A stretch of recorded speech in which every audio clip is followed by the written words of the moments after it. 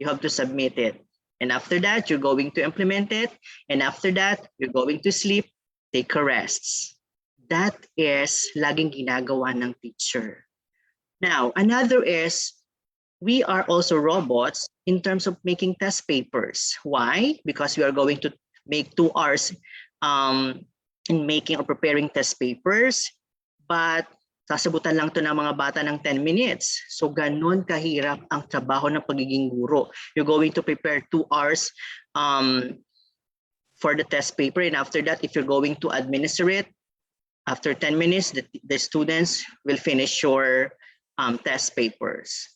And then 3 hours checking. And then after that, 1 hour remedial. Pag medyo may mga bumagsak, you're going to conduct the remedial or reteaching. And then after that, you're going to break. And then 3 hours recording of the outputs. So medyo nakakapagod. And then sometimes we bring home the test paper. And after that, you're going to sleep, take a rest.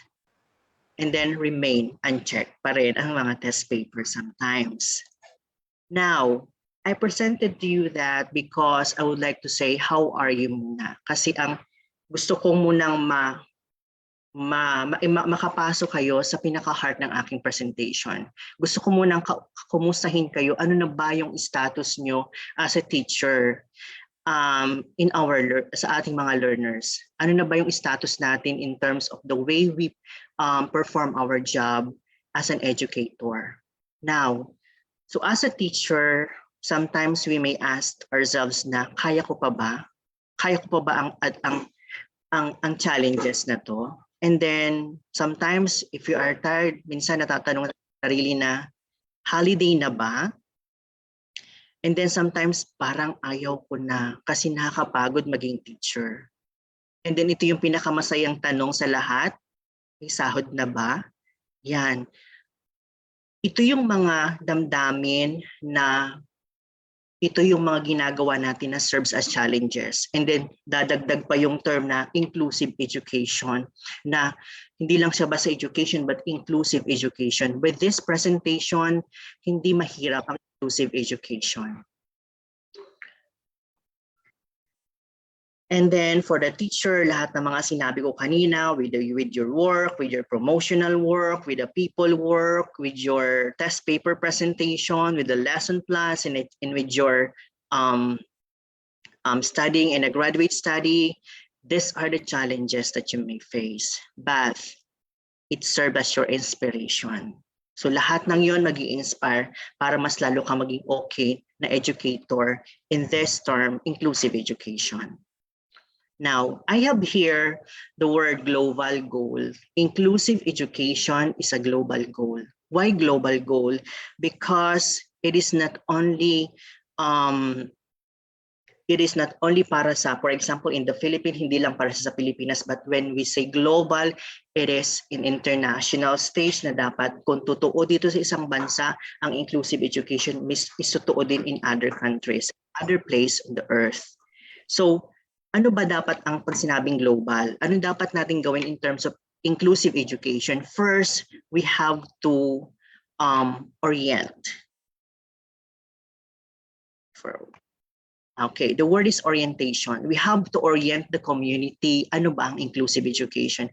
And that is why we are now here in this kind of seminar, in this kind of webinar, Now, we have to orient the public, we have to orient the community. Ano ba ang inclusive education? Pinaganda lang ba yung salitang education? Dinagdagan ng inclusive sa pinakaunahan? And then after that, once na-orient na natin, it is the time na magkakaroon na tayo ng word na accommodation. Sino ba yung dapat i-accommodate? Who are those people na dapat i-accommodate in terms of inclusive education? And of course, our learners. We are all teachers here. That's why when I say learners, ito yung pinaka-dapat nating focus. Okay? And then when we say orientation, it must be an initiative. Okay? These are dapat you should know how to make an initiative na dapat hindi lang bilang teacher ka, but you should have the advocacy na ano ba ang inclusive education. And then after that, ito yung action na ginagawa natin in our school. This is the accommodation. This is your action.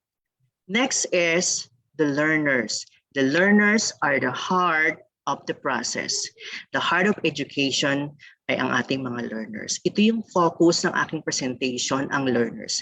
Naka-focus ako sa learners because we are teachers. Alam po natin since then na learners ang pinakapuso ng educative process. Now, with this presentation, I would like to introduce, I would like to present first this one. And this is what we called halo-halo. Yes, this is the simple definition of inclusive education for me. Bakit? Because it refers to the diversity, the teaching experience, creativity, innovation. These are four components of this presentation. Why I use halo-halo? Because I do believe that inside the classroom, it is not only one type of learner. Hindi lang nag-iisa ang uri ng learner dyan. And I do believe that yung halo-halo na pag pinagsama-sama mo siya inside the, for example, inside the classroom, dapat hindi na babago yung tastes. For example, in this kind of halo-halo in your screen na iba-iba siya, magkakaiba siya, may kulay green, mayroong yellow, mayroong ube, mayroong iba't ibang flavor. Pero pag pinagsama-sama siya, it has a very nice and flavorful taste. Ganun din dapat ang inclusive education. Na pag pinagsama-sama mo ang bawat learners, iba't ibang learners inside the classroom, you can really achieve the best output. You can really achieve the lifelong learning para sa mga bata. And that is the simple definition of inclusive education. Why? Because when we say inclusive education, we can define its different elements in multi-form. It is composed of people with differences. For example, in our ulam, we have the word pakbet. Sa pakbet, it has an okra, kalabasa, talong, mayroong pang balaw. So yun yung pakbet. And then marami pang sahog or ingredients. Next is the chop suey. Diba? Ang chop suey, iba't ibang ingredients din. And then naroon na yung halo-halo. And that is the simple definition of inclusive education. Now, in terms of inclusive education, you have this demographic characteristics. So when we say inclusive education, it refers to the diversity, iba-iba. So, demographic characteristics, ethnicity, gender, sexual orientation, socioeconomic status, and the group representation. At ang lahat ng itong nasabi ko, demographic characteristics, ethnicity, gender, sexual orientation, socioeconomic status, group representations are present inside the classroom. From kinder, elementary, secondary, college, and even in graduate study, lahat tayo iba-iba. Especially in this kind of webinar, lahat ng participants dito, for almost 133 plus participants, we are all different. Lahat tayo iba-iba. And that is the heart of education, inclusive education, na dapat we must accommodate different types of learners. Now, we must first reflect the word education. So when we say education, tayo ang bida dito eh. We are all teachers. Tayo yung bida in terms of the word education. In college academe, the college professors and instructor. So sa college level, so kayo pa rin ang pinakabida dito sa inclusive education. Sa high school and elementary, of course, tayo pa din. And then pagdating po sa kinder, tayo pa rin dapat ang nagmamanage on how to really implement the word education. Next. So when we say teaching, this is considered the noblest profession. This is the most rewarding profession. Yeah, bakit? Because it has considered, when you say noblesse, this is a superlative, which means adjective. It means that excellent moral character, possessing high ideals or tremendous principles. And then it has also a meaning of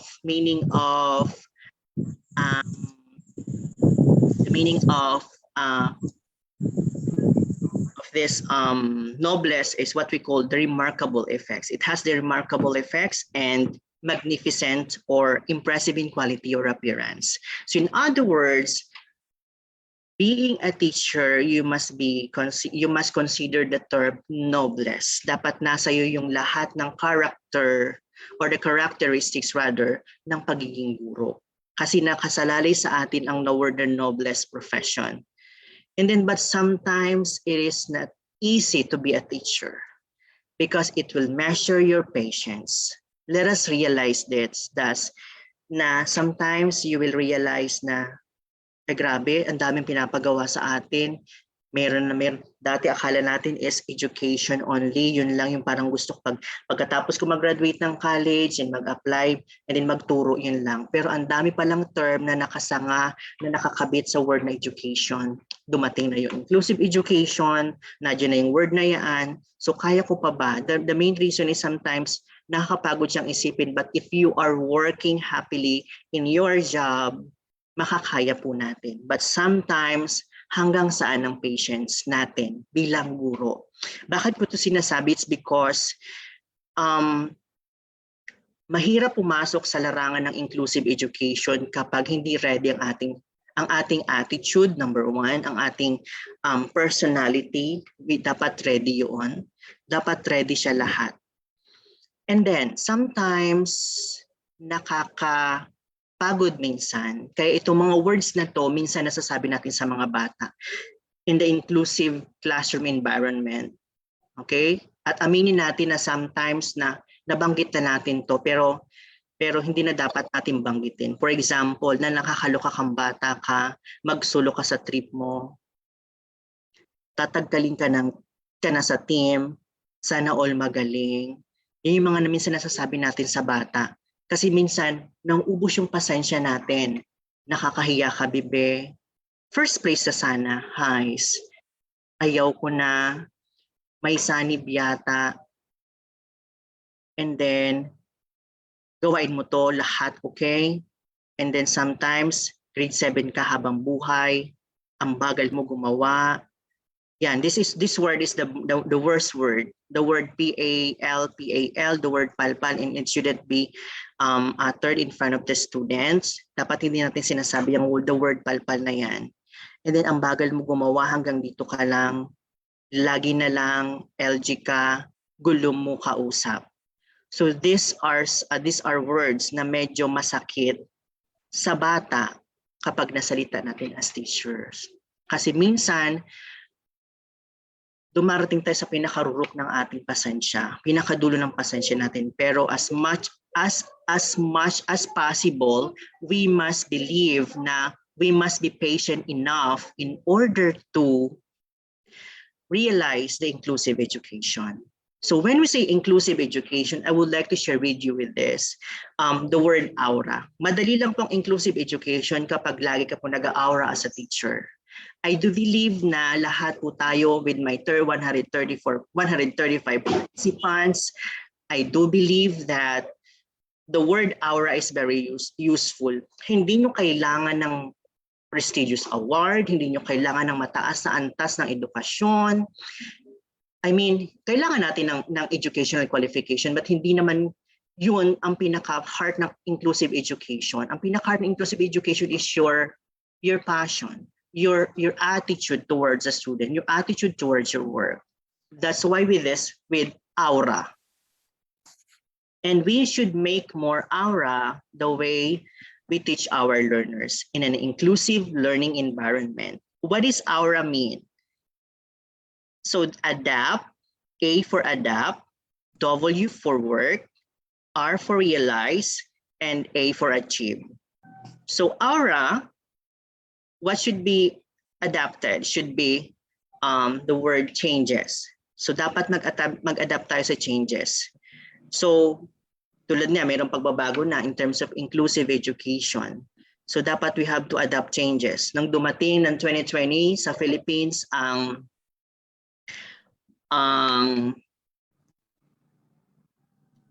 pandemic, so naka-adjust agad. Hindi tayo masyadong naka-adjust before, pero habang unti-unting dumarating yung panahon, nagkakaroon tayo ng adjustment. And that is what we call adjustment. Wait for a while.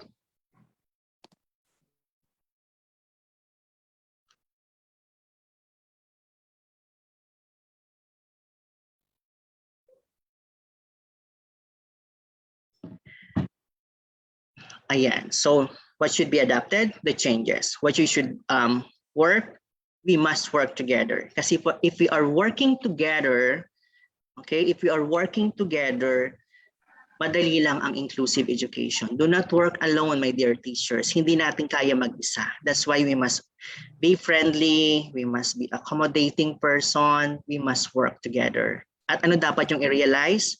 Of course, plans. As teacher, hindi lang tayo puro plano, but we must realize it. Okay? And after adapting, after working, and after realizing words, realizing your plans, it's time for you to achieve your results. That is aura. Dapat ang teacher is aura lang ng aura. Kasi if you know how to use the word aura, ito yung mga words na, ito yung mga chances na, ito pala ang heart ng education. Adapt, work, realize, achieve. And then, once na marunong ka mag-aura as teacher, you can see the beauty of inclusive education. Now, dun sa mga nasalita natin kanina na medyo masasakit sa ating mga learners because ang focus ng inclusive education ay yung mga learners. If we are, kapag medyo na nakasalita tayo ng masama sa ating mga estudyante na inclusive learning environment. For example, ito si Jancy Nayang. Siya yung grade 7 learner na sabihan natin ng masasakit na salita kanina. So maybe iiyak siya ng ganito. Look at the face of this learner. Medyo umiiyak siya at kung mapapansin niyo umiiyak siya it's because napagsabihan siya ng isang teacher na masasakit na salita. Now, another learner. I have here si Vina. Si Vina is a grade 7 repeater. At nasabihan din natin siya na masasakit na salita. So what would be the feeling of this learner? Ang feeling ng learner nito is parang down na down siya, repeater na nga siya. So of course, iiyak ang bata. Giging emotional siya because nawala yung patience ng pagiging guro. And sometimes nasasabi din natin sa mga bata, nako, wag mo akong artihan bebe, magsayaw ka. Kahit ayaw naman ng bata magsayaw, pinagsasayaw natin. Sa inclusive education, dapat dumarating yung punto na ginagamit natin ang learning styles, multiple intelligences, and individual differences. And then, basahin mo yan, puro ka lang sayaw. So, dito, pinababasa natin yung bata pero hindi niya yung interest magparababasa. Gusto niya magpara sa sayaw lang. Next, naku nena ha, ang kulit mo. Sabi ko mag-submit ka ng outputs, puro ka Facebook at TikTok. So puro ko sa scroll, more on social media ang bata. So and then after that, ang tamad mo talaga. Pagdating sa pagsagot, modules at exam, ano ka? So ito yung words na isa sa mga words din, the BOBO, that hindi natin dapat sabihin ang salitang BOBO sa mga bata. At masakit yun para sa kanila. Kahit nga tayo mga adult na, di ba? Pag nasabihan tayo ng BOBO or PAL ng kapwa nating guro, masakit yun. How much more sa mga bata na nasa inclusive education environment. Now, in terms of quality, dapat ito yung pinaka-achievement na pinaka-dapat nating ma-achieve in terms of quality education, in terms of inclusive education. And the entire Philippines is practicing the inclusive education. And I do believe na lahat tayo mayroon ng inclusive education. Baka sabihin na ba, wala pa namang inclusive education. When we say inclusive education, we are all practicing this since then. It means that we are accepting enrollees, we are accepting students inside the classroom from kinder, elementary, college, and then graduate study. We are accepting every learner, despite of the color, religion, disability, ability, race, ethnicity, we accept them all. is because this is the heart of inclusive education. Hindi pwedeng pagsama-samahin sa isang classroom. For example, ang lahat ng Muslim na ganito, hindi pwedeng, ay, Katoliko ka, hindi ka pwede dito. No. Dapat, when we say inclusive education, dapat walang nadi-discriminate in any kind of, na for example, yung race, yung religion, yung belief, yung language, dapat inclusive. Dapat lahat accepted. For example, if we're looking for the quality of an egg, mas gusto natin sometimes yung mura, brown egg, gusto natin ng white egg, or sometimes gusto natin yung large or yung small size, di ba?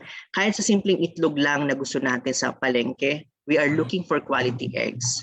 Next, for the cellular phones, we are also using the word quality in finding the best cellular phone, di ba?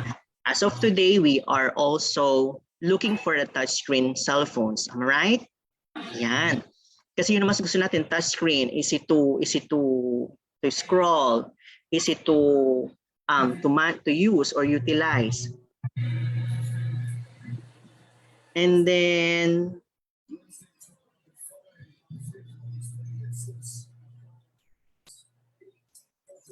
after that,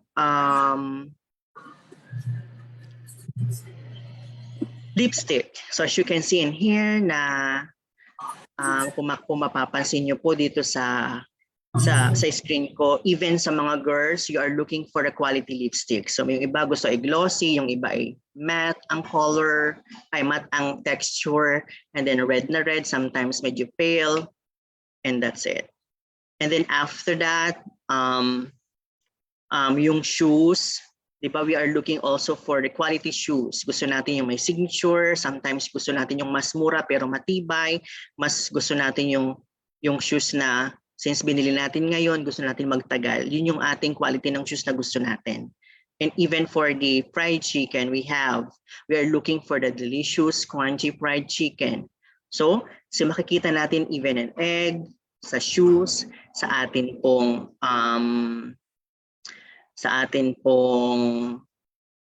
cellphone, sa atin pong lipstick, fried chicken, we are also looking for the quality. Diba? At ganun din dapat sa education. We are also looking for quality. Now, when we say quality, it means the standard, characteristics, essential property, and excellence. So kung mapapansin nyo po dito sa quality, dapat ito yung standard, characteristic, essential property, and excellence. Kung mapapansin nyo po, ito yung pinaka dapat na mangyari sa inclusive education. We are looking for quality inclusive education. Tulad ba gaya na present ko kanina, even a single egg na gusto nating makuha sa palengke, we are looking for quality. If we are looking for boyfriend or girlfriend or with our relationship, we are also looking for a quality relationship. So whatever na gusto natin, yan ang hinihingi sa atin. So bilang teacher, ang hinihingi sa atin ay quality education. Of course, quality inclusive education. Now, in terms of inclusive education,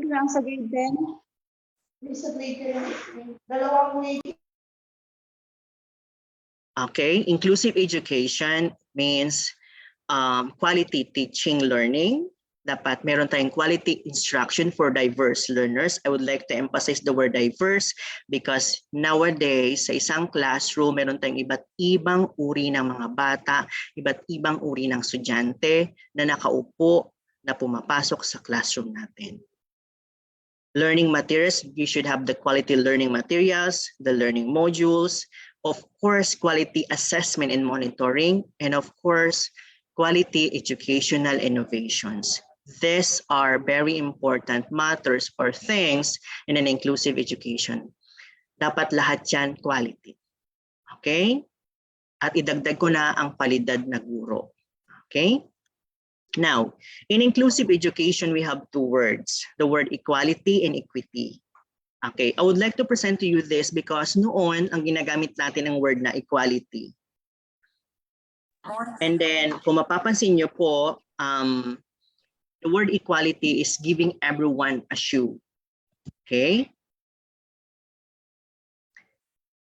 And then equity is giving everyone a shoe that fits. So yun yung pagkakaiba ng equality and equity. But these two words are very important in terms of inclusive education. Parehas yan importante sa inclusive education. Pero between the two, meron diyang mas importante. The word is equity. Because equity is giving everyone a shoe that fits. Yan yung pinaka-principle ng inclusive education.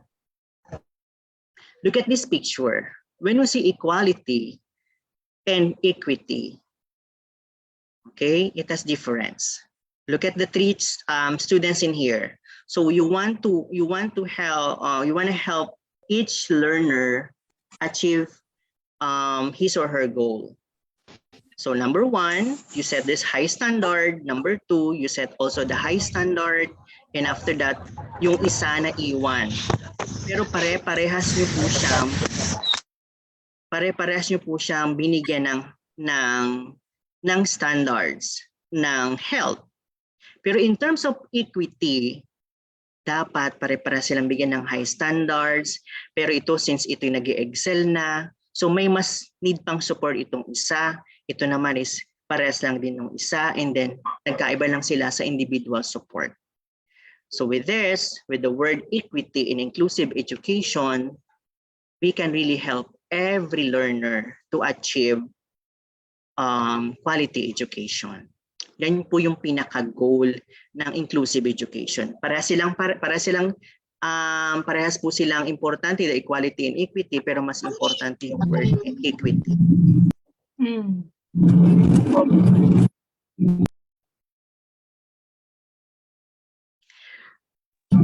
Okay, next is the teacher's packaging for diverse learners. So as you can see, di ba sinabi ko kanina, kung babalikan natin, pag sinabing quality inclusive education, naroon lahat yung dapat na mangyari sa atin. And then, ito yung mga dapat na meron ang isang guro sa inclusive education, sa diverse learning. Ano dapat yung mga meron tayo? Number one, talent. Hindi lang dapat isang talent ng guro sa inclusive education. What does it mean? Pag sinabi, so wala naman akong talent, I do not believe na wala kang talent. Even your handwriting, the way you write words or your assignment in your board, di ba? Mayroon tayong mga kanyang-kanyang handwriting skills, kung paano yung kagandahan yan, how you're going to dance in a TikTok, how you're going to apply your skills or talents, lahat tayo may talent. Kailangan natin lang siyang i-explore, and then once na explore na natin, ay talent ko pala yon as teacher, then you can really share yung talent na yon.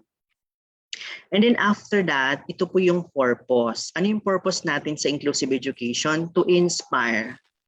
I would like to emphasize with you, my dear teachers, your purpose in inclusive education is not to teach. Wag po tayo mag-teach sa inclusive education. But we must inspire. Not literally means na wag tayo magturo. When we say not magturo is not, do not teach. But you have to inspire them while you are teaching. And then, wala naman dapat kayong ibang i-share kundi your time for the diverse learners.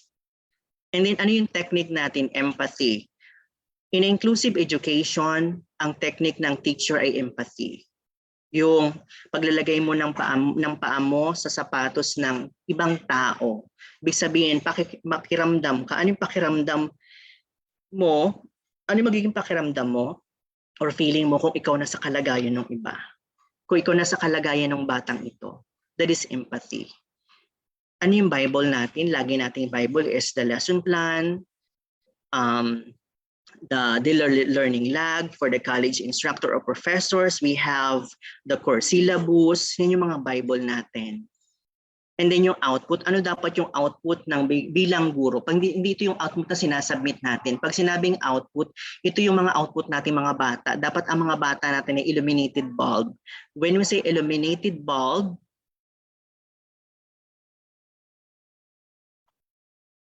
ito po yung illuminated bulb na sinasabi ko sa inyo. When we say diverse learners, we have mga bata na parang 25 watts ang kakayahan, may bata tayo na 11 watts ang kakayahan, may bata tayo na 100 watts ang kakayahan, at meron tayong 30 watts ang kakayahan at meron din tayong 5 watts ang kakayahan ng bata. May 13 watts tayong bata sa classroom, meron tayong 25 watts at meron tayong 10 watts. Now, ito yung sinasabi kong illuminated bulb. Dapat ang estudyante natin, ang output natin as teacher ay mga bata na parang nag-illuminate na mga bumbilya. Now, bakit iba-iba ang kanilang watts? Is because diverse ang mga bata ngayon. Yung kakayahan ng 25 watts ay hindi kakayahan ng 5 watts. Yung kakayahan ng 10 watts ay hindi pwedeng kakayahan ng 13 watts. Or mas lamang yung 13 watts kesa sa 10 watts. So that is diverse learning. Dapat yan yung output natin as teachers. Dapat ganyan ang mga bata natin at dapat natin kilalanin sila kung sino-sino sila. Now, as diverse learners in an inclusive education, napaka-challenging ng trabaho natin kasi tinatanggap natin lahat ng uri ng estudyante na meron tayo. Meron tayong bata na emotionally depressed, meron tayong from sa low economic status, meron tayong sa iba't ibang religion, meron tayong talented na bata, meron tayong ang inclination ay sa ganitong sports, merong ganito sa inclination sa musical. And then of course, we have also this kind of learners na ang focus niya is to, to represent the country or to be patriotic. And then, mga LGBT.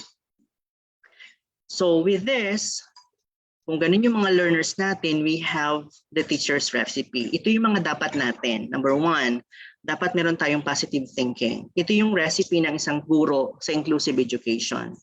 Positive thinking, skills or ability, friendly materials, suited learning theory. Ano po yung suited learning theory sa atin pong inclusive education? The MI or the multiple intelligences, the differentiated instruction and learning styles. Hindi dapat po nagbibigay tayo ng test paper, one size fits all. Hindi na po uso ngayon ng one size fits all na for example, you are distributing or administering test papers para sa mga bata, hindi hindi isa ang type dapat ng inyong test paper. If mayroong bata na kailangan ng 1 to 5 lang, 1 to 5 lang. Kung may bata na 1 to 10 ang kaya, that is what we call differentiated instruction. You're going to differentiate depende sa kakayahan, depende sa inclination ng bata. Yes, totoo po kayo na dagdag trabaho sa pagiging guro because way back then, pag nag-administer ang teacher, pag sinabing sayaw, sayaw lahat. Pero in inclusive education, hindi mo pwedeng pasayawin lahat kasi may bata na magre-request, Ma'am, sir, pwede po bang i-drawing ko na lang yung interpretation sa tula? Pwede po yun. Pwede niyang i-drawing yung interpretation sa tula instead ng pagsayaw.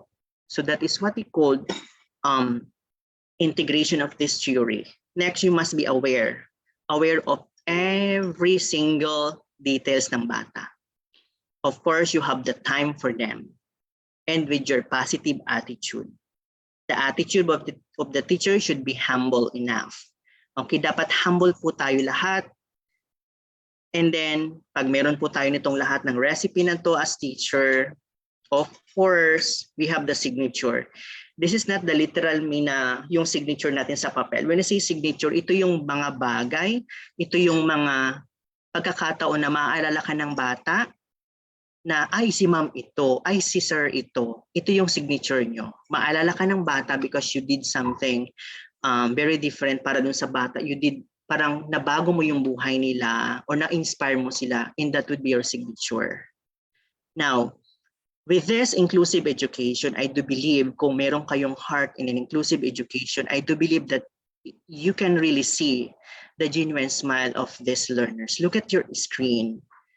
Kung lahat tayo is may puso para sa inclusive education, I do believe na lahat ng bata, mapa elementary man, secondary, college, magiging masaya. And they are all smiling. Tandaan po natin, once na naka-smile ang bata, pagpasok at paglabas sa ating classroom, it means that they enjoyed a lot. They learned a lot. Look at the faces of these children. They are all smiling. Okay? Kung makikita nyo iba't ibang setting ito ng classroom setting, classroom setup, pero masaya sila. Okay? Now, the heart of this inclusive education is a noun, a strong feeling of enthusiasm or excitement for something or about doing something. At ito po yung salitang passion.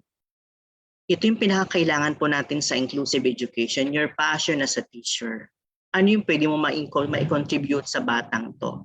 And that would be the word passion. Now, so teaching diverse learners in inclusive education is paano nga ba? Paano nga ba magturo sa mga diverse learners, especially sa inclusive education? Ito yung pinaka-question is, paano ba magturo sa kanila?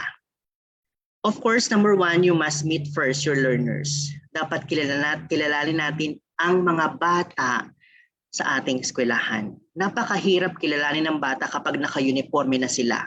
Once na pumasok ang bata at naka-uniform sa classroom, mahirap ma-identify kung sino dito ang hindi kumain, kung sino dito ang galing sa gantong pamilya, kung sino dito ang LGBT, kung sino dito ang Catholic or Muslim, sino dito ang emotionally and mentally depressed. Kasi iba yung aura nila. Pero if you're going to meet them individually, in this the essence or the first step of knowing and exploring the beauty of inclusive education.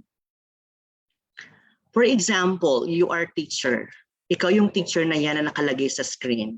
At ito yung mag-i-enroll sa iyo next school year. Anong mararamdaman mo bilang guro? Let's say for example, ito yung teacher mo, ito yung estudyante mo, meron kang estudyante na with disability, meron kang nakaupo sa hulihan na abuse yung bata, and then meron sa unahan na nakaupo na may behavioral problem, yung isa troublemaker, yung isa naman ay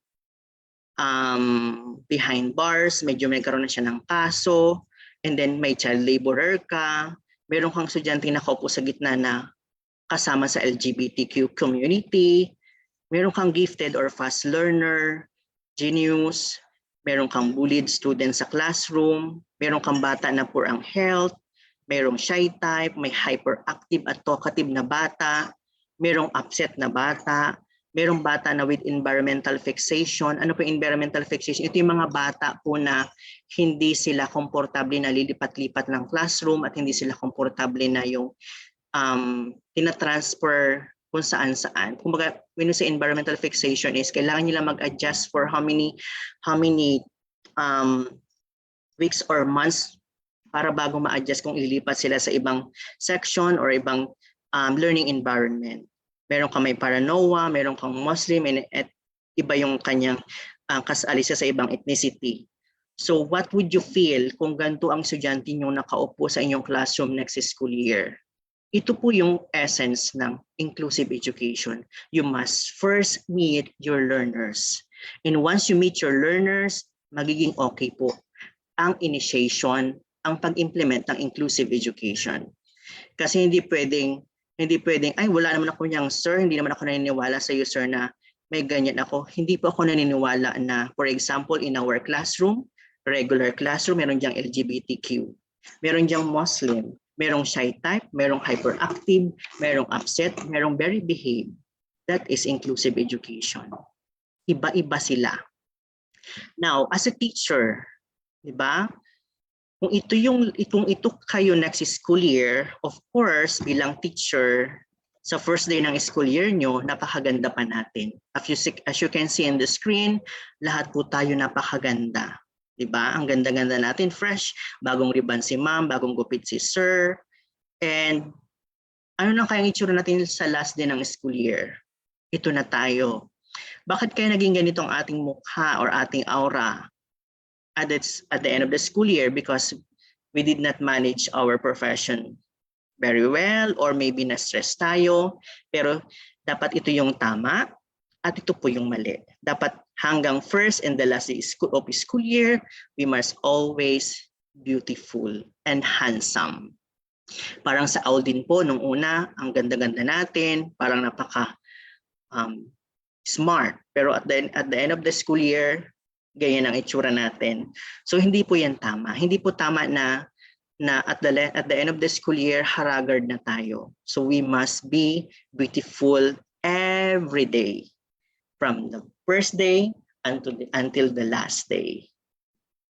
And then for the parents and guardians, di ba nung first grading hanggang third grading, bakit nung third grading ganalit ng ating parents sa atin? Pero nung first grading ang saya-saya nila, di ba? Yung mga parents natin, ng mga ng estudyante natin, they must be happy. At ito po yung mali at ito po yung tama. Diba? Dapat hanggang first grading, fourth grading, or the first semester and second semester, or kung trimester man yan, dapat masaya lagi lahat sila. Help them to put the beautiful smile in their lips po. Mapabata man or parents, dapat lagi sila nakasmile, especially sa inyo. Especially doon sa process na ginagawa natin. And that is one of the purpose of inclusive education, to put smile on their face. And then sa bata, di ba, nung pagpasok sa school, di ba, may mga gawain pero excited sila. Masaya, ganon. Pero bakit kaya after ng first period, may mga bata na umiiyak na agad, upset na agad? It's because may mali. May mali sa process. Okay? At ito yung mali po at ito yung tama. Tandaan po natin, lagi natin tatandaan na sa inclusive education, we must put smile sa ating mga bata. Sa lips ng mga bata, dapat lagi silang masaya. When you say diverse learners, sa inclusive education, there is no fixed standard. Wala pong fixed standard sa inclusive education. Pag sinabing standard, hindi ito dapat yung masusunod ito. Hindi po yan uso sa inclusive education. Dapat you should know the word adjustment. Because even sa electric fan na nakikita nyo sa aking screen, na-adjust natin ang kanyang level. Kung gusto nyo medyo mahangin, number 1. Kung gusto nyo po ay medyo okay, number 2. Kung gusto malakas yung hangin, why at number 3. O diba? Na-adjust. Kahit nga single na electric pa, na-adjust. Kahit po remote, na-adjust po natin. Walang fixed standard na volume na pag binuksan mo yung television, ang volume niya is 50, hindi mo na pwedeng baguhin kasi nga, hindi na pwedeng baguhin kasi walang kasi naka-standard siya na 50 ang volume. But even in our remote control, walang standard na volume, walang standard. We can set the contrast. And kahit sa pagsasaing po natin, we can really have the adjustment. May tao na gusto ng malambot na malambot, may gusto po ng medyo matigas yung kanin, depende kung paano kayo magsaing. Because remember, my dear co-teachers, tandaan po natin na adjustment is the honeymoon stage of success or of the success of inclusive education. Sorry for the adjustment is the honeymoon stage of successful inclusive education. Rather, it should be successful. Dapat sa adjustment po ito yung honeymoon stage. Tandaan po natin yan. So lahat magsisimula sa adjustment. Next, as a classroom teacher, remember, diverse learners have big dreams. Tandaan po natin yan. Huwag natin lilimutan na ang lahat ng batang kaharap natin araw-araw sa classroom is tahimik man yan o yan yung pinakapasaway, may mga pangarap din po yan sa buhay. At look at this picture. It seems that they are singing. They sing because they can. Okay, di ba kung makikita nyo pa, they sing because they can. Because you believe that they can sing. Okay? As a teacher, as a classroom teacher, remember these words, accept and believe. That is one of the techniques rather in inclusive education. We have to accept and believe our learners. Okay po? Be inspired with this story. He is Michael Phelps, diagnosed with ADD or ADHD when he was just 9 years old. Olympic swimmer, Michael Phelps always had one ally in his corner, his mom, Devi, a middle school teacher who made sure her distracted son was always focused during school. Swimming was a therapeutic release for Phelps, who eventually stopped taking stimulant medication and compensates by working out. So si Michael Phelps is diagnosed with ADHD. So saan niya ni-release yung kanyang condition? Sa pag-swimming. Sa sports na yan. And look, through the support of the community, the teacher, the parents, at lahat ng tao nakapalibot sa kanya. And now, who is Michael Phelps? Michael Phelps isa siya sa kasama sa World Guinness Book of World Record na marami nasungkit na gold medal in terms of swimming. O, di ba? And another inspiration, look at this, Steve Jobs. Steve Jobs is a well-known name around the world for his great achievements within his field of technology. Jobs is the founder of Apple Incorporated, which designs and builds iPhone, Mac, Apple computers, Apple TV, etc. However, the Apple founder suffers from dyslexic. Okay, so meron siyang dyslexia, might take it hard for Jobs to read. It still has not been able to stop or slow him down on his aspiration to innovate.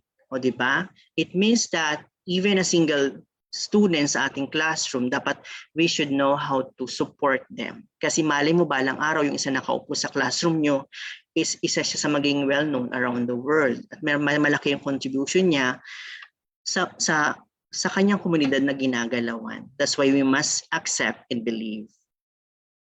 Now, what are the major steps in inclusive education? Number 1, you have to accept. Number 2, you have to assess the student. Ano dapat yung appropriate na assessment para sa mga batang to, sa bawat bata na nakaupo sa classroom mo. And then, you should have the proper placement. Ano po yung proper placements? Dapat mag-design tayo ng appropriate classroom learning environment para sa mga bata na to. At yan po yung pinaka dapat nating alalahanin in terms of inclusive education. And number 4 is the support. Dapat naroon yung support natin, and the word is integrate. With this 1, 2, 3, 4, 5 major steps, I do believe that the integrate is the highest one. That is the really inclusive education. Bakit po? Kasi dito na po natin masasabi na no one is left behind. Kasi pag sinabi na integrate na yung bata, even yung bata na may autism is pwede magtrabaho sa Jollibee. Even yung bata na mayroong low vision o mayroon siyang problem sa kanyang mata, pwede siyang maging therapist, pwede siyang maging magtrabaho sa salon o magtrabaho siya saan man. Or yung bata na kasama sa LGBTQ+, or sa gantong religion ethnicity, kasama sila sa pag-alaw at pag-ikot ng komunidad. Dapat ganun. We have to integrate or accept, accommodate every single learner. And dapat no one is left behind. That is the real inclusive education. And then we have here use BE, how to be you po. Mayroon lang tayong dalawang dapat tandaan sa inclusive education. Para mas implement nyo po siya, number 1, be simple, and number 2, be creative. Wala nang iba po. Wala nang iba kung dito lang kung dalawa ang kailangan nyong gawin while you are implementing inclusive education. Wala nang ibang kuskus balungos, wala nang ibang mga kung ano-ano. Dalawa lang po. Be simple and be creative. Be simple because simplicity is beauty. Students might like you if you have simple thing to share with them. Simple questions, simple ideas, simple decision, or simple dream matters. Like for example, in making your test papers, make sure that the instruction must be simple. Kasi kapag komplikado ang inyo pong instruction sa test paper, hindi magiging dating para sa mga bata kung ano yung kanilang magiging process noon. As a teacher, simple lang ang buhay, huwag gawing complicated. Minsan nai-stress ang teacher kasi kung ano-anong gustong gawin sa buhay, kung ano-anong gustong gawin para sa bata. Make everything simple. Kasi pag simple lang, ang gusto mo dun sa marating dun sa ganito, simple lang, di ba? Parang ganito rin sa magagawa ng lesson plan, hindi mo kailangan ng napaka-komplikadong lesson objective. Dapat specific lang. Yun lang. Para mas ma-achieve mo yung pinaka-target mo. Yan yung dapat natin gawin sa diverse learners. Ito yung sinabi ko sa inyo kanina. I miss you so much, my dear teachers in the Philippines. I really miss you. Teacher will not only say this, but also do this. I miss you. I am talking about simplicity. Because ito yung isa pinaka dapat yung gawin sa inclusive education. The word I miss you. Ano po yung I miss you? I make it simply systematic, for you to obtain understanding. Everything must be simple. In inclusive education, everything must be simple. I miss you, I make it simply systematic for you to obtain understanding. Sabihin nyo sa bata to. At huwag nyo lang itong sabihin sa bata, I miss you. Dapat gawin nyo rin sa kanila. You're going to make everything simply systematic para mas makuha nila ang word na understanding. Mas maintindihan nila yung gusto mong mangyari. Now, sa diverse learnings, you have the simple instruction, simple appreciation, simple goal. Dapat meron tayo nito. Next is be creative. Ito yung number 2. Number 1, be simple. Number 2, be creative. Tandaan nyo po, ito yung part ng mga aura ng teacher. Dapat simple ka, dapat creative ka. Because when we say creativity, it is always the powerful driving force of a teacher. We must think outside the box. Thinking creatively produces creative thinkers. We are the source of motivation. Make yourself as the best instructional materials. Stop saying, okay na yan, tama na yan. Wala na tayong magagawa dyan. Kasi when you are creative, you can make everything bongga. Okay po? I would like to share with you some of the creativity na ginagawa ni Teacher Jeff when I was in the Philippines bago pa magka-COVID-19. The following images will be represented for the purpose of sharing ideas and insights. Images of learners are shown for the presentation only to display creativity in actual integration or expressive arts in full mainstreaming classes. So dito in the Philippine setting, may mga mukha yung bata, kasi I have the permission from the parents. Pero meron akong ipapakita yung na picture na mga bata here in United States na nakatago yung mukha kasi I don't have the permission from the parents. Okay, doon lang po from the Philippines. Number 1, be happy. You must always teach the learner in inclusive education na dapat masaya ka bilang teacher. Ang istorya po dito is when I was introducing the one syllable word, nung una hindi sila nagkatingin sa akin. Parang dinededma nila ako na parang ayaw nila yatang gumawa ng sumunod sa aking instruction. Anong ginawa po ni Teacher Jeff? Nagsuot ako ng headdress, kung makikita niyo po dito sa screen. And after wearing the headdress, now they start to learn. They're very happy. So you must be very happy despite of challenges na meron tayo. And saan ka man ilagay na classroom, labas man or loob ng classroom, you must always be happy teacher. That is the heart, that is the passion of being a teacher.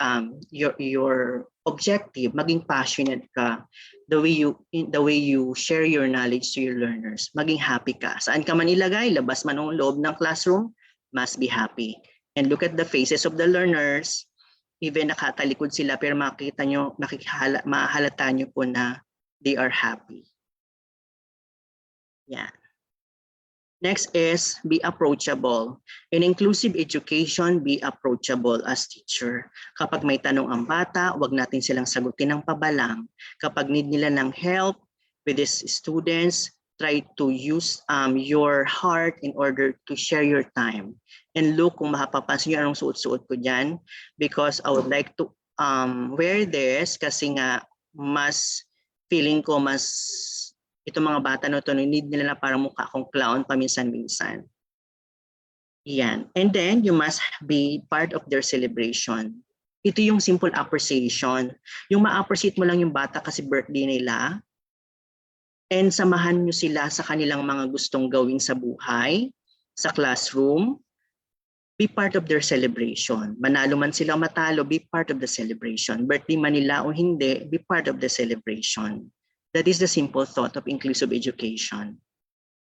Next is be everything. So here, you have to strengthen the learner's confidence. So as you can see in here, I asked one of the student na, pwedeng maupo ka muna dyan habang binibigyan ko ng instruction ng isa nating kaklase, ikaw muna dyan. Pwedeng paki-monitor kung yung mga klase mo. And then, I have here a picture of naging makeup artist si Sir Jeff, si Teacher Jeff, because yun yung kaya kong i-share sa kanila. And if you are considered everything para sa mga bata, mas magiging masaya sila sa'yo. And also be supportive. Kung makikita nyo po sa classroom na to when I was in the Philippines, way back, this is 2020 yata to. Yes, 2020. Bago mag-pandemic, gusto kong ma-recognize yung kanilang achievement by posting their pictures in front and then recognizing their, their efforts, their achievements. Kasi mas mafe-feel na yan. Tapos yung mga bata na nakaupo dyan, mas may inspire sila. And even the parents pag dumating sa classroom nyo. Next is be shocking. So, dapat creative ka the way you teach. For example, if you are teaching the sounds of A, ito yung ginamit ni Teacher Jeff. So, nag-lipstick po ako dyan ng itim, kung mapapansin nyo dyan. Kasi, I'm using my lips, my voice. Kasi ang hirap po magturo ng pronunciation kapag wala nakikitang labi na kakaiba. Dapat may makita silang kakaibang labi while I'm teaching the pronunciation. Diba? Be shocking, teacher. Next is be a model. So yourself. Tandaan nyo po, our body is considered the most precious, is the most expensive instructional material ever. Your body, yung katawan natin, pwede mang instructional material. Diba? Ito ginamit ko po ito nang nagpagawa po ako ng essay sa mga bata. And I have also here, I remember it is already 4 o'clock in the afternoon. Sabi ko sa bata, magkikwiz tayo about simile. And then sabi ko dito is, kuhaan ako ng tela, kuha tayo ng telang pula, hihiga ako, at gumawa po kayo ng pinaka-sentence nyo na gumagamit ng simile. Yan po yung pinaka-model. Next is be prepared, use your costumes for specific topic. Yan po yung pinaka-ginagawa dapat sa inclusive education. And be the source of joy. You must combine teacher's talent and purpose of the lesson. So you must, kung ano yung topic mo, dapat yun minsan ang costume mo. Ano po?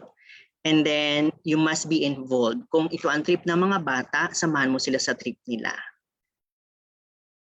And then, be the source of confidence. So, integrating self-expression and performing the arts.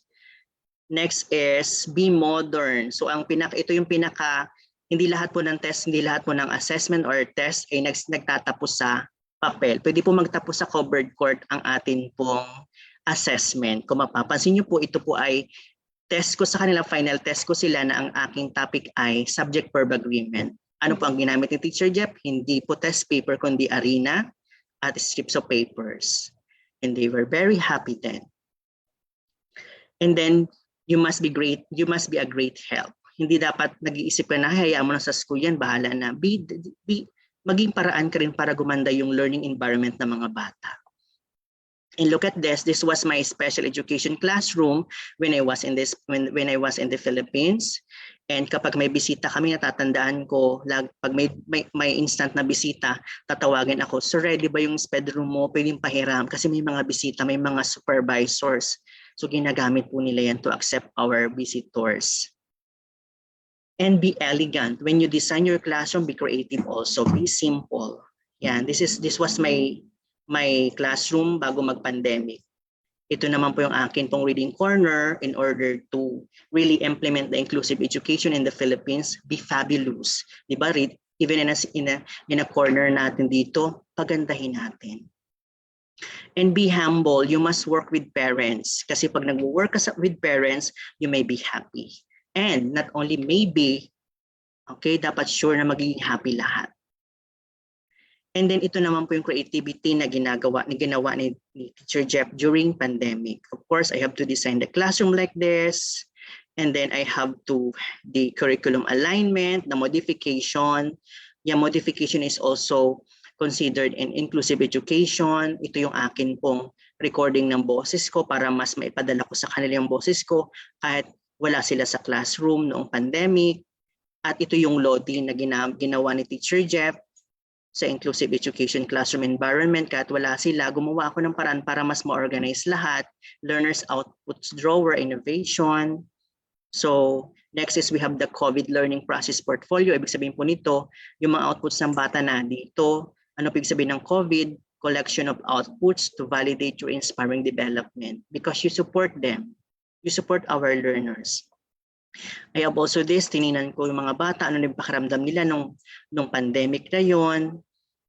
And then I also have this, sabi ko kanina, you must work together. So I did not work alone. Lagi yung kasamang ang akin pong mga co-teachers sa bawat hakbang na ginagawa ko.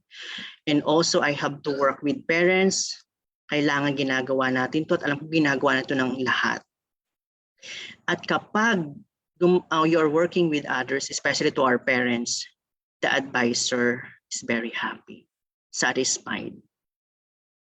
And then, ito yung pinaka-last portion ng akin pong sa inclusive classroom environment ko sa Philippines. Ito yung last distribution ko ng card. So I made this distribution of card na special, naka-paper bag, tas may mga regalo ako dyan sa kanila. At ito rin po yung pinakamalungkot na distribution ng card ko. Why? Because I have to go to United States because my purpose is to explore the global stage of teaching arena. Because gusto kong mas ma-feel, mas maranasan ano ba yung pinaka-inclusive education not only in the Philippines, but how about in the United States? That's why I'm here, and I also continuing my advocacy sa inclusive education. Of course, kung anong ginagawa ko sa Philippines, I have also this kind of classroom, integrating interior classroom design for diverse learners. Ito na iba na yung setup, pero ganun pa rin dapat yung fashion natin. So kailangan pa rin dire-diretso pa rin yung talent natin to express and to show na tayong mga Pilipino is talented.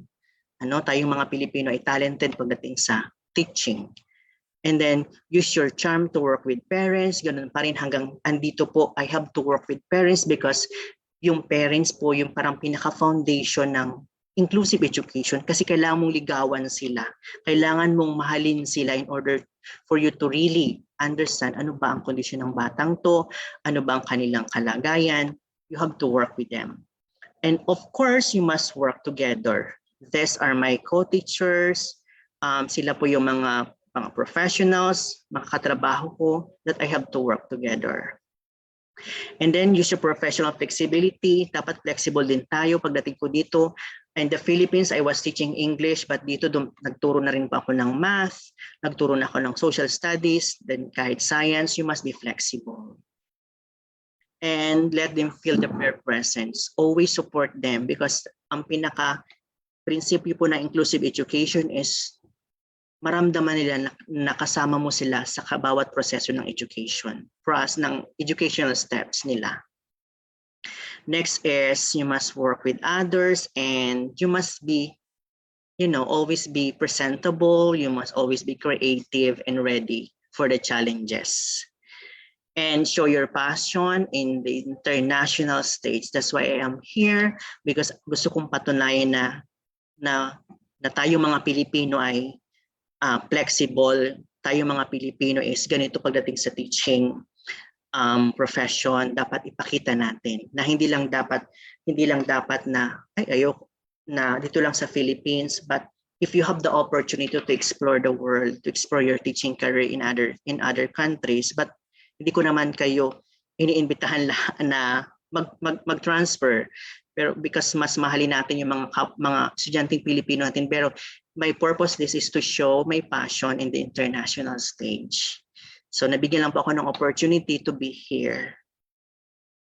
And my dear co-teachers, you can be good, better, and best because I believe that you are creative. Because yung pinakadalawang importante sa inclusive education, be simple, be creative.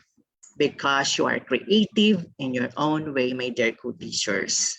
Now, kung tayo creative at tayo ay simple at meron tayong passion, yung bata kanyang umiyak kanina, malay mo, yung bata pa lang yan. Pagdating ng panahon, siya pala ay summa cum laude.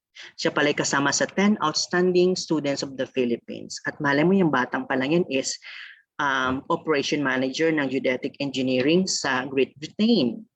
At yung isang bata na umiyak din na repeater, malay mo si Vina pala ay with academic distinction sa kanyang course na education. Siya pala yung most outstanding teacher sa ASEAN category. At siya pala yung magiging EPS sa alternative learning system. So wag natin i-underestimate ang bawat bata. We must support them, accept, and believe. At yung mga bata kanina, nasabihan natin ng medyo hindi magaganda. Malay mo, yung palang isa doon, mechanical engineer, international choreographer, social media influencer, licensed professional teacher like us. So, my dear teachers, my dear participants, I would like to say this. Your profession, dagdagan natin ang teaching attitude, dagdagan natin ang creativity equals quality, inclusive education. I repeat, your profession as a teacher plus teaching attitude plus creativity is equal to quality inclusive education. Because I do believe na pwedeng i-integrate natin si Pia words back here, be confidently beautiful with the heart. Sabi ko nga kanina, dapat ang aura natin bilang teacher, dapat maganda tayo from the first day of the school year until the end of the school year. The last day of the school year, be beautiful with the heart. And sabi ko nga dapat lahat lagi nakasmile ang mga bata. We must put smile sa bawat bata na nakaupo sa atin. At yun po yung pinaka-sign na they really love you and they really enjoy your teaching process and they are really inspired. Kasi they are smiling habang padating ka, pag nawala ka, malungkot sila. Pero pag nadyan ka, masaya sila. We must always bring smile to children, according to Catriona Gray. And of course, hindi naman papahuli si Teacher Jeff. Ito naman yung sabi niya. Creativity is the passport to explore the world of diverse learners. Now, if we're going to combine together, we can achieve quality education. And maraming salamat po.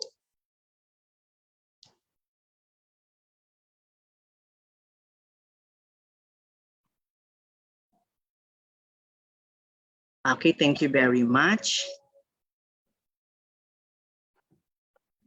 Hello po, Ma'am Monique. Thank you very much po. Thank you.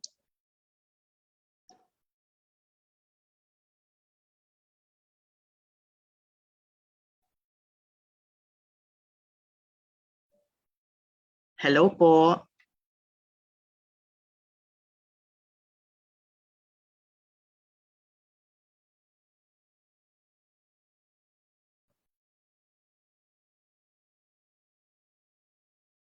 Thank you very much po. Yeah, thank you very much po. Thank you, sir. Oh my God. Thank you po. Oh my God, I love the... Salamat po, sir. Opo, opo. Thank you very much po. Thank you, sir. Thank you so much, po. sir. Thank you. Thank you very much, sir.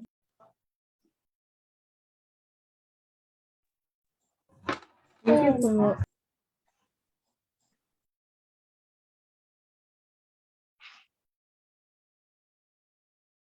Thank you very much po.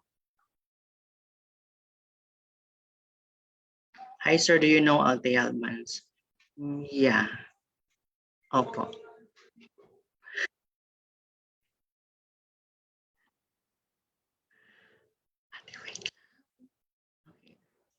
So, pwede ko malaman yung ano. Okay po, okay po. Itatype ko na lang po yung akin pong Facebook. Chiang Cheng Li. Ito po yung Facebook account ko po. Chiang Cheng Li. Yeah. For any question po, andito lang po ako to help you all po.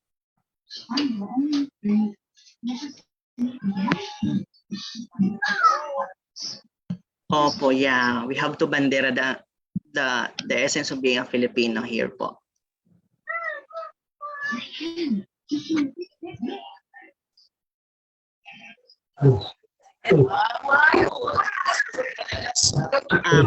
May tanong po ba? If you have a question or... Check.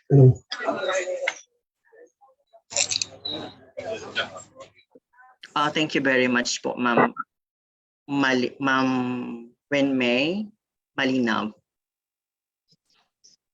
Hello, Sir Okay. Thank you po, Jefferson. yes. Thank you din po. Sir, how to be you po? Be simple and creative at be maganda. Always be happy.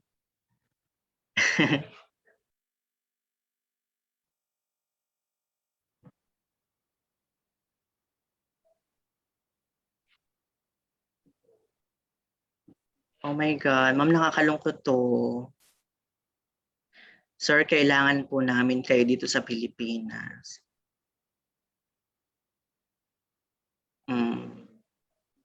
Thank you very much po.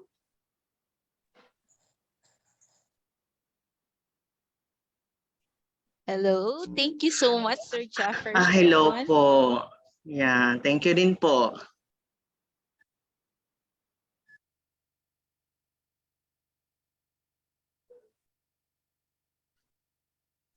Okay, so thank you so much, sir, for that very comprehensive discussion. Thank you so much. Talagang na-inspired po kami sa inyong presentation. And Salamat po. it seems that more on how to be you po yung question natin. Siya po yung nakikita ko dito. Yes, sir. And I was curious, sir. May I ask, sir, what is your philosophy of education? Since you were an advocate for inclusive education, sir. As a teacher, nasa Pilipinas man ako na dito. If the student, kung ang estudyante is they don't learn the way we teach, we must teach the way they learn. Yeah, we must have the adjustment.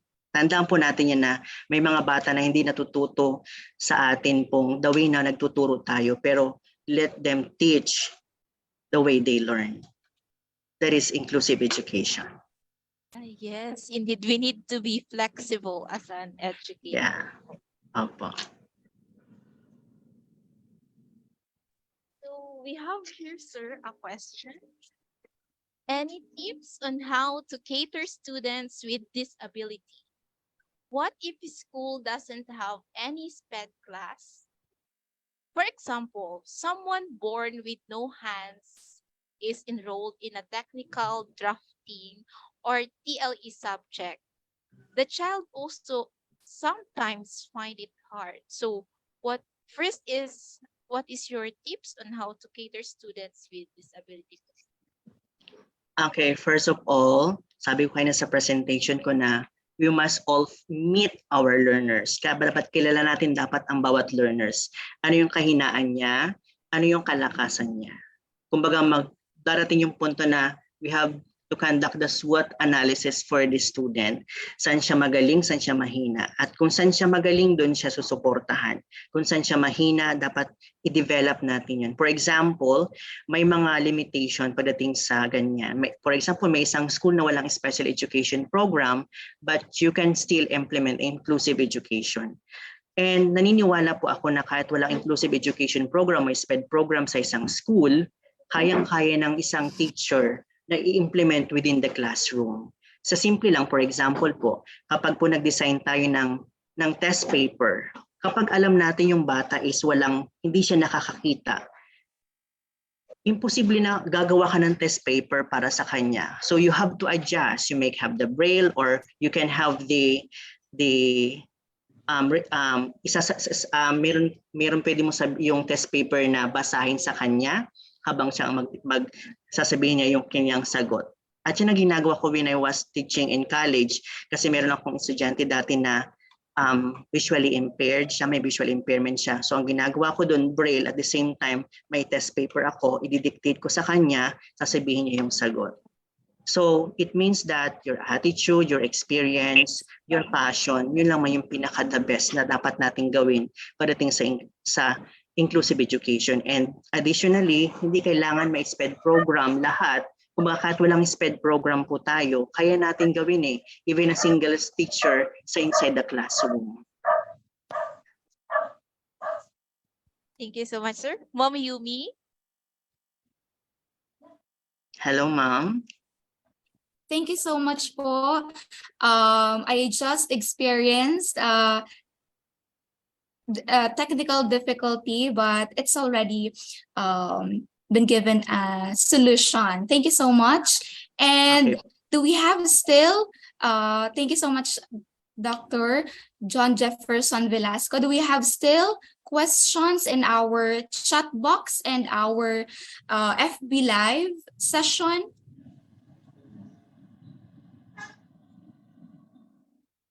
From wait, I have here, ma'am. Hello. Oh Oh, my God.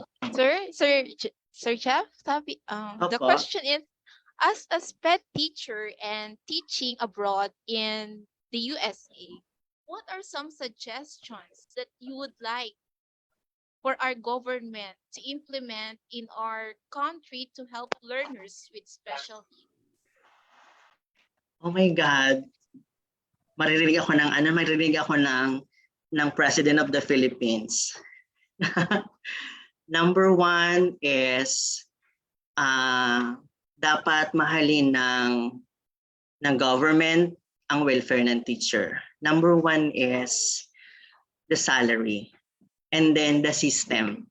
Kasi once na ang system is napaka-complicated, mahirap sa teacher mag-implement galing sa taas pababa. At kapag komplikado na sa taas yung pinapa-implement pababa, at the end ng point nun sa pinakadulo, yung mga bata ang kawawa. So dapat lahat simple. Tulad dito sa United States of America, lahat simple.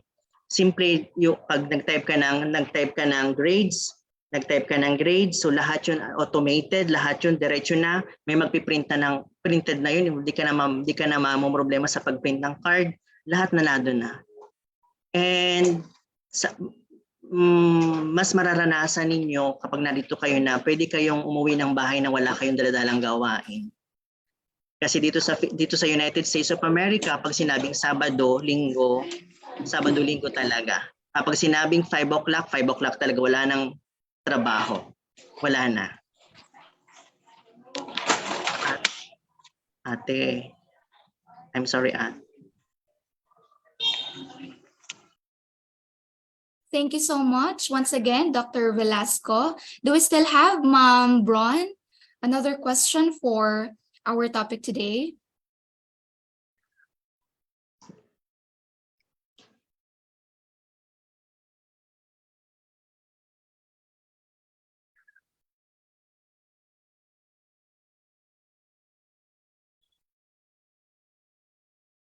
It seems that everyone is very grateful for Okay. the discussion of Sir Jeff.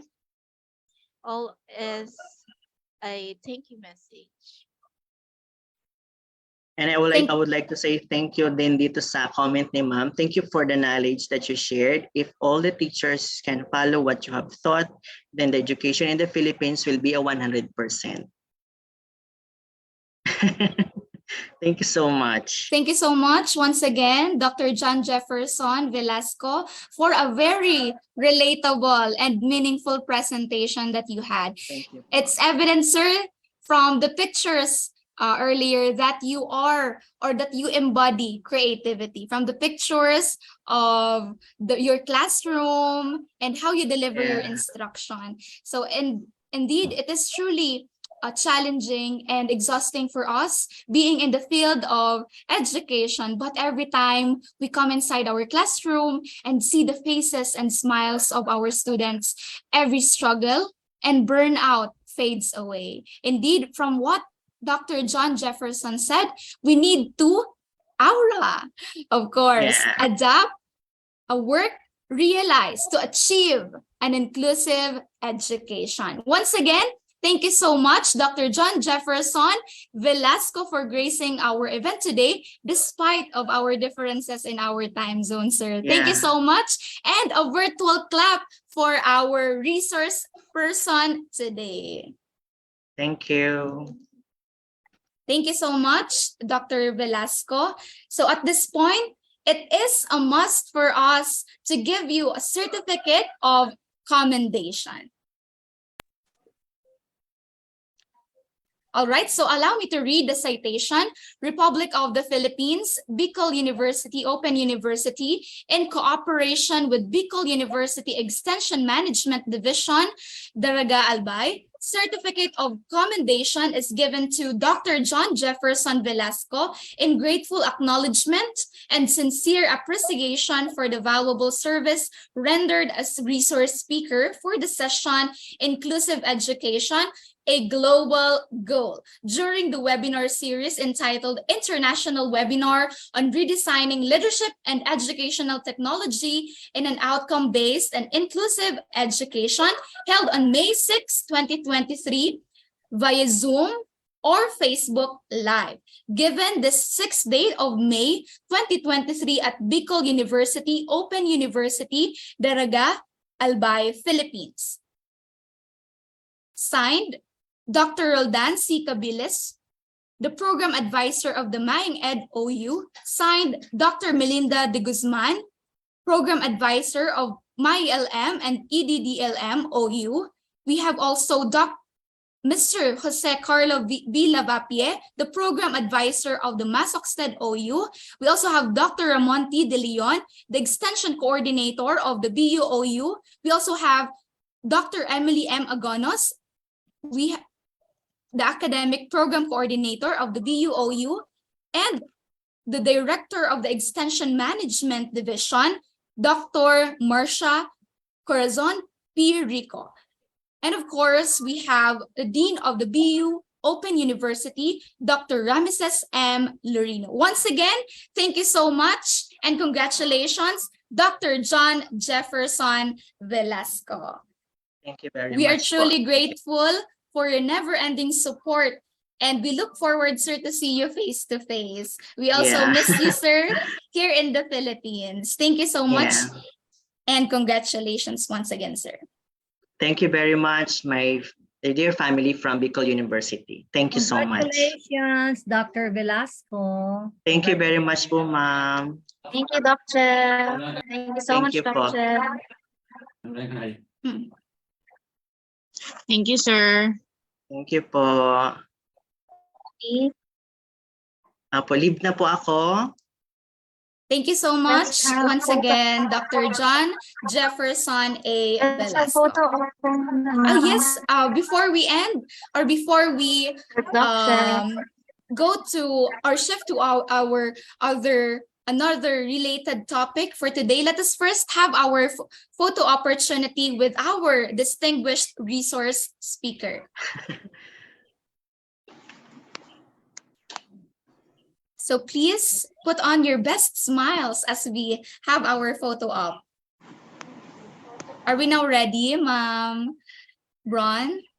Yes, so we have six to keep smiling for everyone.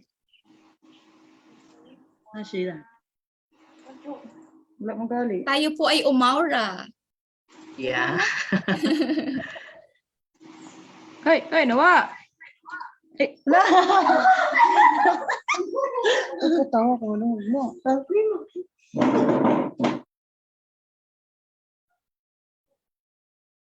Okay, thank you so much. Okay, so we are now done. Thank you so much. Thank you so much Doctor. once again, Dr. John Jefferson Velasco. And of Thank course, you po. thank you so much, Dr. Velasco. And reminders for our participants, we also have our evaluation form that will be posted here in our chat box later on. And please do fill out the form so that you can gain or you can receive the certificates via your email.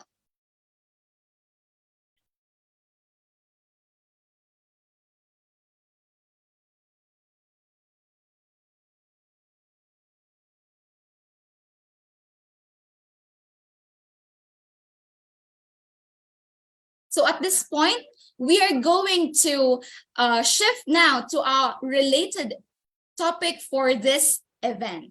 So now, to introduce to us our next distinguished speaker to talk about the topic become the leader people want to work for. So let me call on Ma'am Monica Trilles, a MyLMOU student.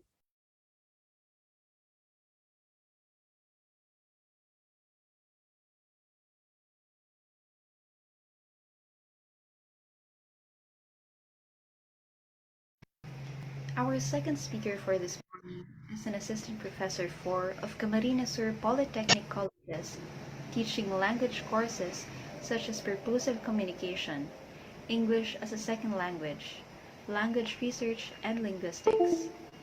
Currently, he is the designated dean of the College of Arts and Sciences. He served as a program chair of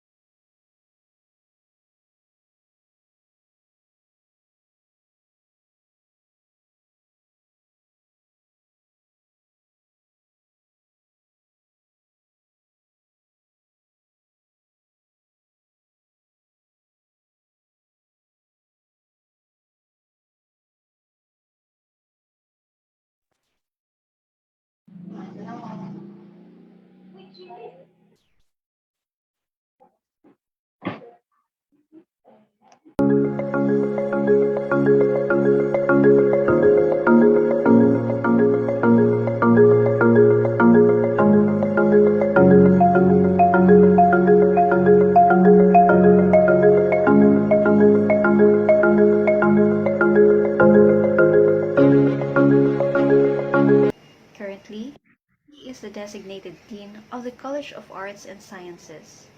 He served as a program chair of AB English Language Studies for 3 years. He was also the former moderator of school publication. He finished his first doctorate at the University of St. Anthony in 2018 with distinction in the research output and excellence in oral defense. Currently, he is pursuing another doctorate in applied linguistics at the De La Salle University, Manila. In 2015, he earned his master's degree in English at the University of Nueva Cáceres with honors. In 2012, he graduated as the only cum laude at the University of St. Anthony with a bachelor's degree in communication. He won various outstanding student searches in the region. He was named one of the outstanding public secondary school students of Camarines Sur, sponsored by the DepEd CamSur in 2008. Top 1 awardee in the search for the 10 outstanding students of PICO 2012 awarded by Acopico Party List, CHED, and PACSA.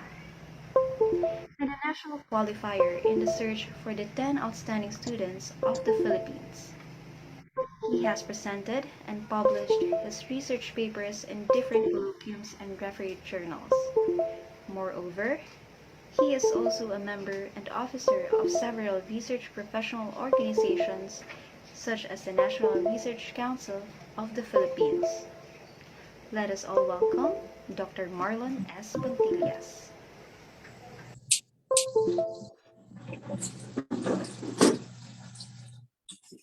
Hello, good morning, everyone. Can you all hear me? Good. Am I audible? Yes, Yes, sir. Hey, good morning. All right, so thank you very much for having me again. I think this is my second time to speak in this webinar. Thank you very much, Bicol University, for the invitation and to talk about something which is close to my heart, which is about leadership. But I can say this is one of the most challenging topics I've ever had. Okay, so before I start, let me share screen first.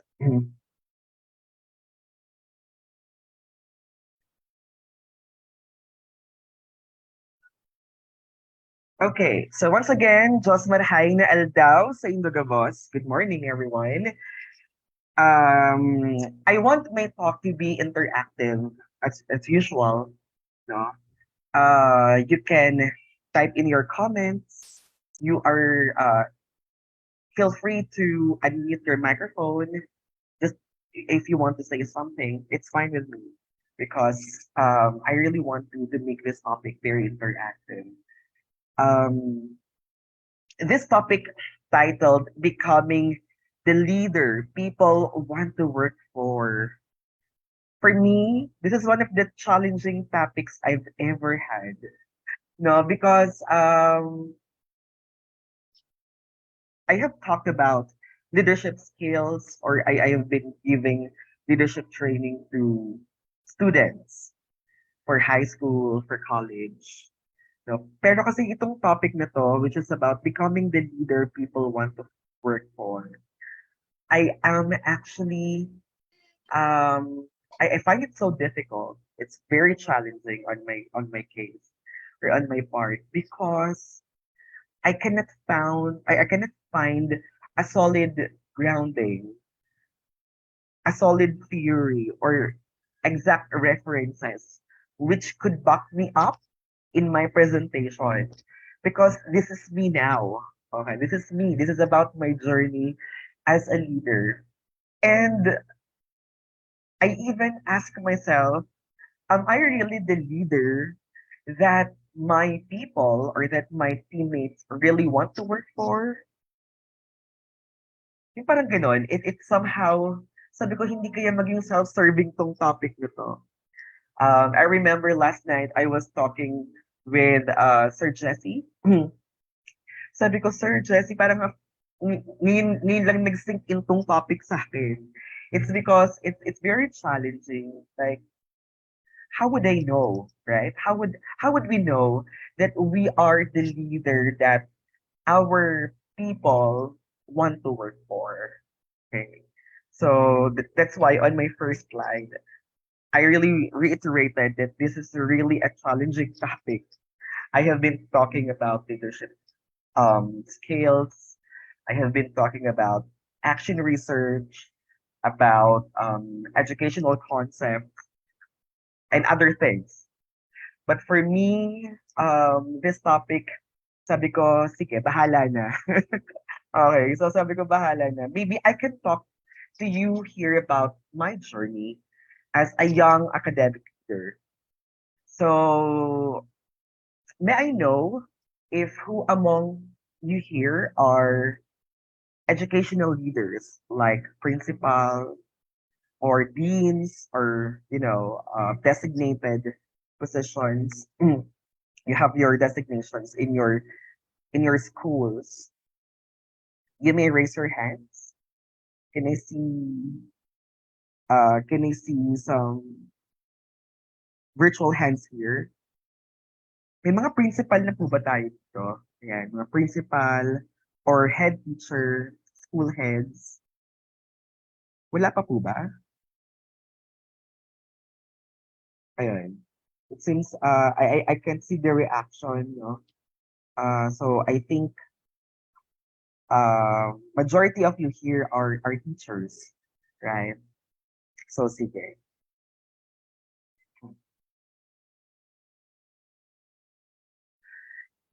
Just to give you an idea, I never expected that I will be designated as early as my age. To give you a backgrounder, I was just designated as the dean of the College of Arts and Sciences in our college last January. So I will just be talking about my February, March, April, May, roughly 4 month journey as as a dean in the college. No? So it's really so early. Sabi nga nila, Arla, ang aga mo naman naging dean. No? Parang ikaw ang pinakabatang dean na, na nakilala ko, something like that. And just to give you a backgrounder, a short story, I was the designated program chair in our college. I'm handling the AB English Language Studies program for 3 years. And being a program chair is quite challenging. Not only because I have to oversee the curriculum, I have to oversee my people, my teachers, so on and so forth. But there are tasks that were given to us, especially if you are working in a higher education institution. No, ang dami, ISO, 'di ba? ISO, accreditation, ARCWAT, IA, ISA, everything, no?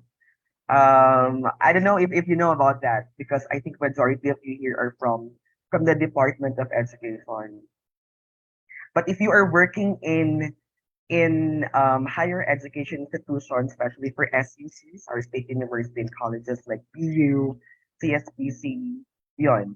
So talagang bugbog sa accreditation, sa CHED evaluation, monitoring, and a lot of things. So sabi ko last December, sabi ko I want to resign already. I really want to resign as the program chair of the language studies by the time because I really want to rest. I really want to rest by the time and I really want to finish already my dissertation for my second PhD, which I'm hurdling right now in the De La Salle, Manila. So sabi ko, buo na yung decision ko eh. Buo na yung decision ko. Sabi ko, I will resign already. I will step down to my position. And also, I want to give chance to others. Yun. If you want to become a leader, if you really want to become a leader, siguro ang first concept na kailangan mong pag-aralan, kailangan hindi ka selfish for your position. Totoo yun. You should never be selfish to your position. Let other people grow too. No? Kasi sabi ko, for 3 years, I'm happy because we are CHED compliant. We were given COPC by the Commission in Higher Education or the Certificate of Program Compliance. So wala lang po problemahin. Naipasa namin yung survey visit ng AB English and somehow mag-establish na yung program namin. So, and I can say I did somehow a good job as a program chair of the language. So sabi ko, I really want to give a chance to others, to my colleagues, to my fellow teachers, or to my fellow instructor. Na sabi ko, sila naman, no? Sabi ko, I want to share with them what I have learned or what I have had for the past 3 years. And sabi ko, hindi ko naman iiwanan yung department, hindi ko iiwanan yung program. No, sabi ko, I am still there. I will be very willing to coach. I will be very willing to be with the department. Kasi sabi ko, baby ko yung AB English, no? So that's my bias, no? Sabi ko, yeah, totoo yun. So sabi ko, mahirap man sa akin, pero sabi ko, that's the thing, no? Kasi gusto ko lahat mag-grow. I really want to see my people grow. Kasi sabi ko, hindi dapat ako mabox dun sa position na yun. So I am decided by the time. Sabi ko, okay, I have to resign. I have to step down to my position. I just want to become a pure instructor. No? Mas masarap magturo, promise. Masarap magturo, mag-extension ka na lang. Nako, sige. Mag-research, mag-present. Okay. Totoo yun. Sabi ko, kasi ito naman talaga ako. I was nominated by the college as the outstanding teacher in our department for 2 years, no? And sabi ko talaga, feeling ko naman ang calling ko talaga nasa pagtuturo, nasa teaching. I have been receiving positive feedback from my students until since then until now. No, they are thanking me for all the things that I have given to them. And sabi ko, maybe talaga my calling is actually the teacher. And here comes December, no? My former boss, my former dean, Dr. April Z. Luzon, meron na siyang may ganun naman talaga pag sa college eh. 'Di ba? Parang, yung positions kasi sa college, if you are working in an SUC, alam nito. But if you're in the DepEd, walang permanent position. Kasi di ba, say for example sa DepEd, if you're the head teacher 3, you're the head teacher 3. If you're the master teacher, you're the master teacher. Parang ganon. Pero kasi sa college, if you are the dean now, maybe next month or next year, you are not anymore the dean. Diba? Ganon, nagbabago, nagsashuffle siya. Depende siya sa prerogative ng president. Tapos, may narinig ka, no? Sabi niya, our dean will now be transferred in the Booth campus. She is now the alter ego of our president because she will be the campus administrator of the Booth campus. So, biglang gano'n, sabi nung ano, yung dean namin, kumari ko, she's my BFF and whatsoever. Tapos sabi niya sa akin, Arl, ikaw na, yun na ako sa Boogie Campus, blah, blah, blah. Sabi ko, who will be the dean? Sino na maiiwan sa amin? Yung parang gano'n. So, naging talk of the town siya sa department, sa college. Alam mo siya, parang siyang malaking palaisipan, parang everyone is puzzled. Because we really don't know. We really actually don't know. Tapos sabi ng mga colleagues ko, baka si ganito, si Dr. ganito. Kasi may mga senior faculty naman sa college na mga ganyan. And sabi ko naman, at the back of my mind, sabi ko, whoever will be sitting as the dean of the college, sabi ko, I will just give my 101% support, whoever he or she is. Ganun naman talaga dapat. If you want to become a good leader, dapat number one, you should be a very good supporter as well. So yun, no? Dapat supportive ka, whoever will sit in the position. So sabi ko, good luck. Nalala ko nun yung mga words sa akin, no? Parang good luck to the next team. Sabi ko, ang galing kasi nung dean natin eh. Sabi ko, our college is the baby college of all the colleges. Sabi ko, hala, kung sino man na magiging next dean, parang feeling ko, he or she has a big role to fill in. Ganun pa yung nasa isip namin, especially sa akin. But sabi ko, I'm done with this. Sabi ko, I'll just have to concentrate on my priorities. And here comes December 28th. If I'm not mistaken, December 20, December 27. Kumakain ako nun sa Naga. We were in Robinsons. Naga by the time. Tumawag yung presidente namin habang kumakain kami with my sister and with my pamangkin. Doon kami kumakain, everything, sharing stories. Tapos hindi ko napansin yung phone ko. Nakatatlong missed calls na pala yung presidente namin. Sabi ko, ba't kayo tumatawag si Sir Choi? Parang gano'n. Makakala ko papagawa. Tapos sabi niya, Arl, can I call? Sabi ko, sige po. Kasi ni clueless. Tapos medyo maingay pa dun sa restaurant. Sabi niya, Arl, kumusta ka? Sabi ko, hi, Presoy, Happy New Year. Belated Merry Christmas, blah, blah, blah. Chika kami ng gano'n. Sabi niya, I have to tell you something. Yeah, sabi ko, yes, Sir Choi. Be ready.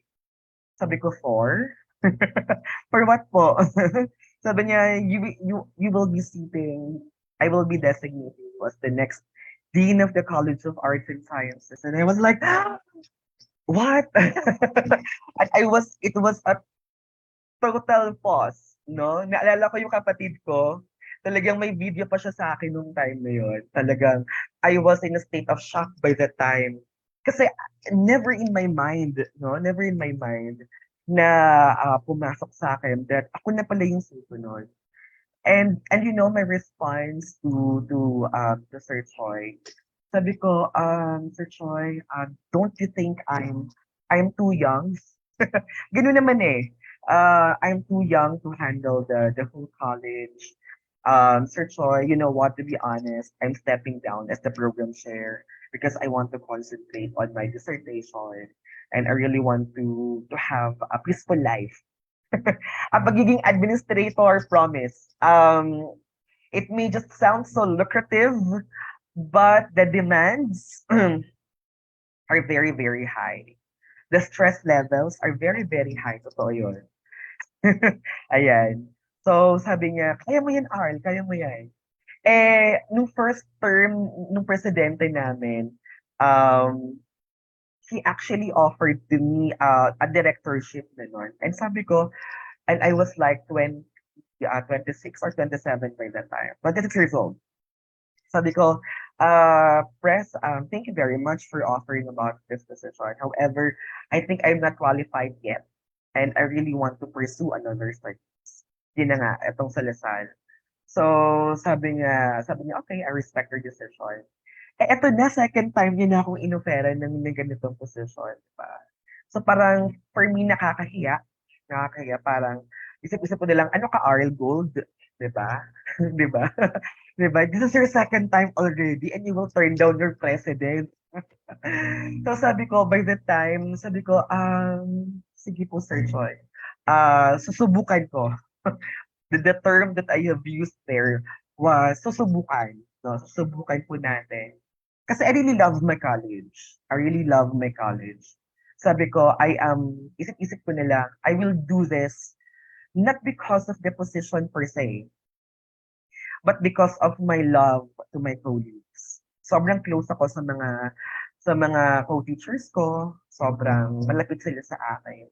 And I think, no, talagang kapag calling mo na talaga ang isang bagay, you have no choice but to respond to it. Niniwala ba kayo doon? Diba? If you are really called to do something, kasi ang tanong naman dyan, sabi ng friend ko, wala namang sobrang ready sa isang bagay. No one is fully ready for that. You will just know on the process. Right? And sabi ko, oo nga, no? Parang sabi niya, hindi mo malalaman na talagang kaya mo if you are already there. So sabi niya sa akin, go for it. It was given to you because malaki yung tiwala na binigay ng presidente mo sa'yo. Yun, sabi niya sa akin.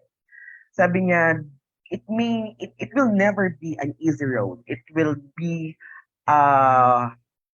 it's not a walk in the park. It's a Jurassic Park.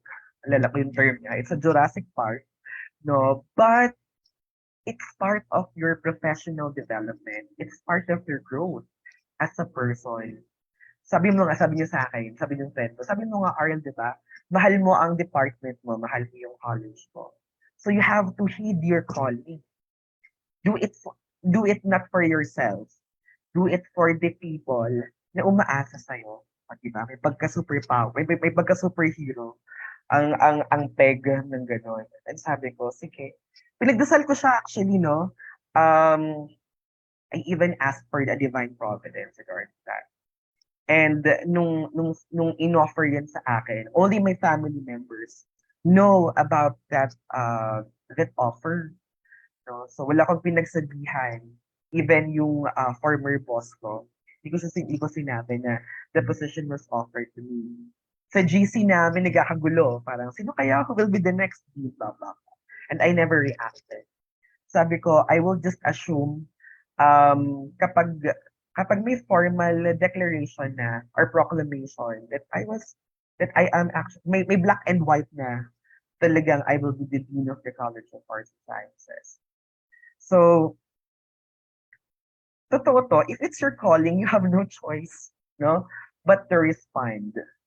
So, siguro, kayo, karamihan dito, di ba? You are in your master's program. Siguro ang iba sa inyo gustong mag-promote as teacher 3 or master teacher or head teacher. Pero kalimitan na sabi ko sa mga kilala ko, ba't kayo nagma-masters? Sabi niya, kasi gusto ko mag-principal. Ba't kayo nag-educational management or leadership or admin? So, kasi gusto ko maging principal. And I'm very happy for these responses. Kasi as early as now, they know their vision. They know what they want in life. And totoo to, pag talagang calling mo na, you have no choice but to respond to that calling. And perhaps some of you here, you have your calling, no? And darating ang panahon na kapag tinawag ka na, no, ng position or like what I have mentioned, then you will be there no matter what. You will be there no matter what. Kahit sinasabi natin na hindi mo pa kaya, hindi ka pa ready, no? But time will come. It will be given to you. If you are destined to be one, then you will become one. O, diba? If you are destined to be one, then you will become one. Totoo yun. Parang for me, I really believe in the power of destiny. Although we are working for our destiny. But if the stars will really align for something else, then for you, then it will really happen no matter what. So, itong talk ko, it's very informal lang naman. Kaya gusto ko sana may interaction. You can respond, no? And for sure may mga participants dito who are well experienced than me, when it comes to managing people. I think may mga principals na tayo dito, no? I don't know. May mga deans or whoever, no? Siguro i-share ko lang, lalo na sa mga baguhan, lalo na sa mga nagsisimula pa lang, no? Do not think na sabihin mo sa sarili mo na, ay, ako teacher 1 pa lang naman ako. Or nasa private pa lang naman ako. Or nagma-masters pa lang ako. Ang na-realize ko all throughout my 4-month journey, no, na dapat pala may roadmap kang sinusunod. To be honest kasi, I'm this kind of person that I do not follow a certain roadmap to myself. I really believe in the saying na come what may, bahala na. Kung sa akin yan, sa akin yan. Kung hindi man, hindi yan sa akin, no? Pero importante din pala na magkaroon ka ng roadmap for yourself. Na halimbawa, 5 years from now, what do you want? Ikaw, as a DepEd teacher, di ba? Pag nakapasok ka as a DepEd teacher, say for example, this year, 5 years from now, how do you visualize yourself? What's your vision? P3 ka na ba? Nagpa-ERF ka na ba? Tapos mo na ba yung masters mo? Diba? So, something like that. You should have to have a clear roadmap.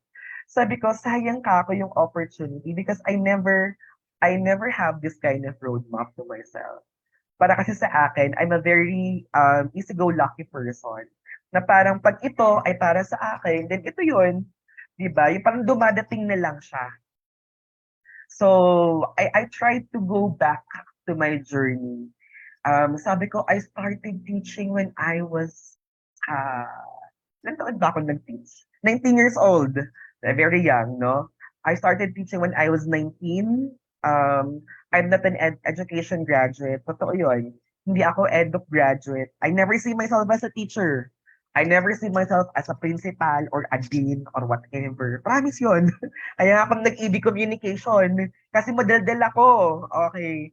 So, I love stories. I love the spotlight of a camera. I love media or whatsoever. Pero sabi nga nila, if it's not really your calling. And my pathway after graduation or even before graduation is leading me towards teaching. Diba? Doon ako pinapasok. Kasi sabi ko, by the time when I finished my college, sabi ko, BCom graduate ako. So dapat nasa nasa media industry or nasa advertising. I should be in the public relations or whatsoever on or off camera. Gusto ko doon, di ba? Pero sabi ko, Lord, ano ba naman to? Bakit ako nandito? Bakit ako nagtuturo? Totoo yun. Sabi ko, of all my priorities, sabi ko noon, kasi parang career something kami noon. Tapos, sabi nung speaker namin, how do you see yourself after graduation? Pinaka-last kong profession na nilagay ko doon, teaching. Sabi ko, parang ayoko magturo kasi ang hirap. Not because I'm looking down to teachers. No. I really have a high regard with teachers. Pero sabi ko, ang hirap mag-teacher. Diba? Ang hirap maging teacher. Alam mo yun? You have to consume your energy, your voice. For whom? Sa mga estudyanteng pasaway. Diba? Hirap magturo, diba? Nauubos ang pasensya mo. By that time, medyo maiksi yung pasensya ko sa mga sa mga tao. Kasi sa world of mass media, talagang we are in a fast-paced world. Ganoon, walang mga pasensya ang mga direktor, ang mga ano, talagang nagmumurahan yan and whatsoever. So sabi ko, realizing as to who I am today, sabi ko, wow, I earned this kind of patience to myself. Sabi ko, if there's one thing that really developed about me, it's the patience, no? It's patience, it's kindness, which I did not have before. No, kaya nga sabi ko, hindi ko talaga gustong maging guro kasi sabi ko ang hirap. But it really led me to who I am today. So I will share you some tips, no, regarding my few months stint as an academic leader na pwede niyo ring magamit so that you will be the leader that the people will like you. Pero kasi ang tanong doon, not every ang concept kasi doon, not everyone will like you eh. Do you believe in that? No matter how good you are, 'di ba? No matter how good you are, no matter how outstanding you become, maraming maiinggit sa'yo. Maraming mga not all your friends are your friends. So yun. So no, you have to know those people that you will trust for. Tandaan mo yun. If you will be an academic leader, dapat as much as possible, less is more. If there's one thing I can actually, less is more. Wag kayong maganon-ganon. Wag kayong machismis. Do not trust people easily because you don't know. It might be taken against you. Okay? So, ako kasi medyo madaldal talaga ako, machika ako sa mga barkada ko, sa mga colleagues ko. And if there's one thing, no, that I'm trying to to develop right now is just to shut up and keep it to myself. Because I don't know who are my allies, who are those who are not. Sige. Sige, number 1. Ito lang yon. Lead by example. If you really want to become the most likable leader, you have to lead by example. If you want to become a leader, you must know how to lead yourself first. Tama, 'di ba? You must know how to lead yourself first. Yung parang you are claiming yourself as a leader, pero sa sarili mo, hindi mo makita sa sarili mo na ikaw ay leader. In what way? 'Di ba? If halimbawa, if the meeting is 8 o'clock in the morning, you have to be there at 7:55 or 7:40 in the morning. Diba? You have to lead by example. Kapag ikaw mismo ay nag-impose ng color coded shirt, no, or prescribed attire, sarili mo dapat. Ikaw mismo ang magpauna nun. You have to lead it, you have to lead by example. 'Di ba? Kung ang flag ceremony ay around 7:30, then by 7 o'clock dapat andun ka na mismo. Kasi if you will not do it to yourself, hindi ka paniniwalaan ng colleagues mo. Tama? Diba? Parang, really, you keep on saying you keep on imposing na kailangan on time kami sa klase and whatsoever, pero ikaw nga mismo laging late. Natawa si Ma'am Jessa, no? No? So, you have to lead by example. Lahat, from head to toe. Totoo yun. Totoo yun. From head to toe, from your outfit, from the way you talk, from punctuality, from all your words, lahat.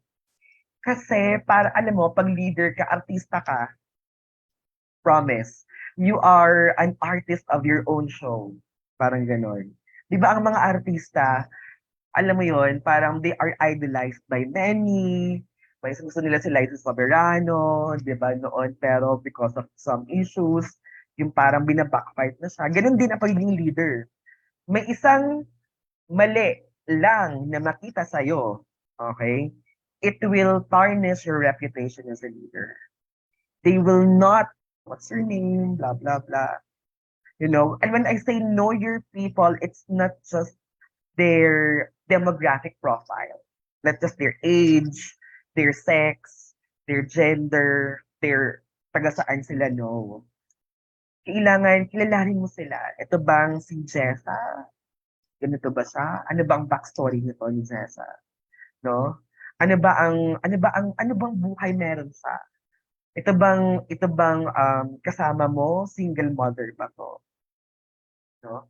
Ito bang taong to from a broken family? Ito bang taong to single mom? Mga ganon. Lahat din inaral ko. Alam nyo, ang ginawa ko, meron akong parang journal. Meron akong papel, no, notebook, no? Lahat ng mga important details about my faculty, sinulat ko. No? You really have to know your people. Kasi sabi ko, I have to know their strengths and weaknesses. Alam ko kasi minsan, your people will be there with you, but some of them, they might fail you. Diba? Halimbawa, bigyan mo sila ng isang task. Sabihin mo, Ma'am Jessa, can you be the MC for our recognition ceremony for this one? Di ba, ma'am? Di ba language major ka naman? And when Ma'am Jessa said, Dean, I'm so sorry, I cannot do it. So, kapag hindi ko siya kilala si Ma'am Jessa, parang ano ba naman to, ka-English major, di marunong mag-MC, no? But if I know, say for example, Ma'am Jessa, na although she is a language major, but her skill is on writing, di ba? Is in writing. She loves to write, she likes to manage school publications, then maiintindihan ko na meron siyang stage fright, no? Na hindi porke English major siya, no, na kaya niya nang mag-host and whatsoever. So, pwede kong sabihin, Ma'am Jess, sa mga tao, that's one thing. I always say, Ma'am, kumusta? Good morning! Ganyan-ganyan. Oy, kumusta? Nakipagtsikahan muna ako sa mga ganyan. Uy, ma'am, uy, ang ganda mo ngayon.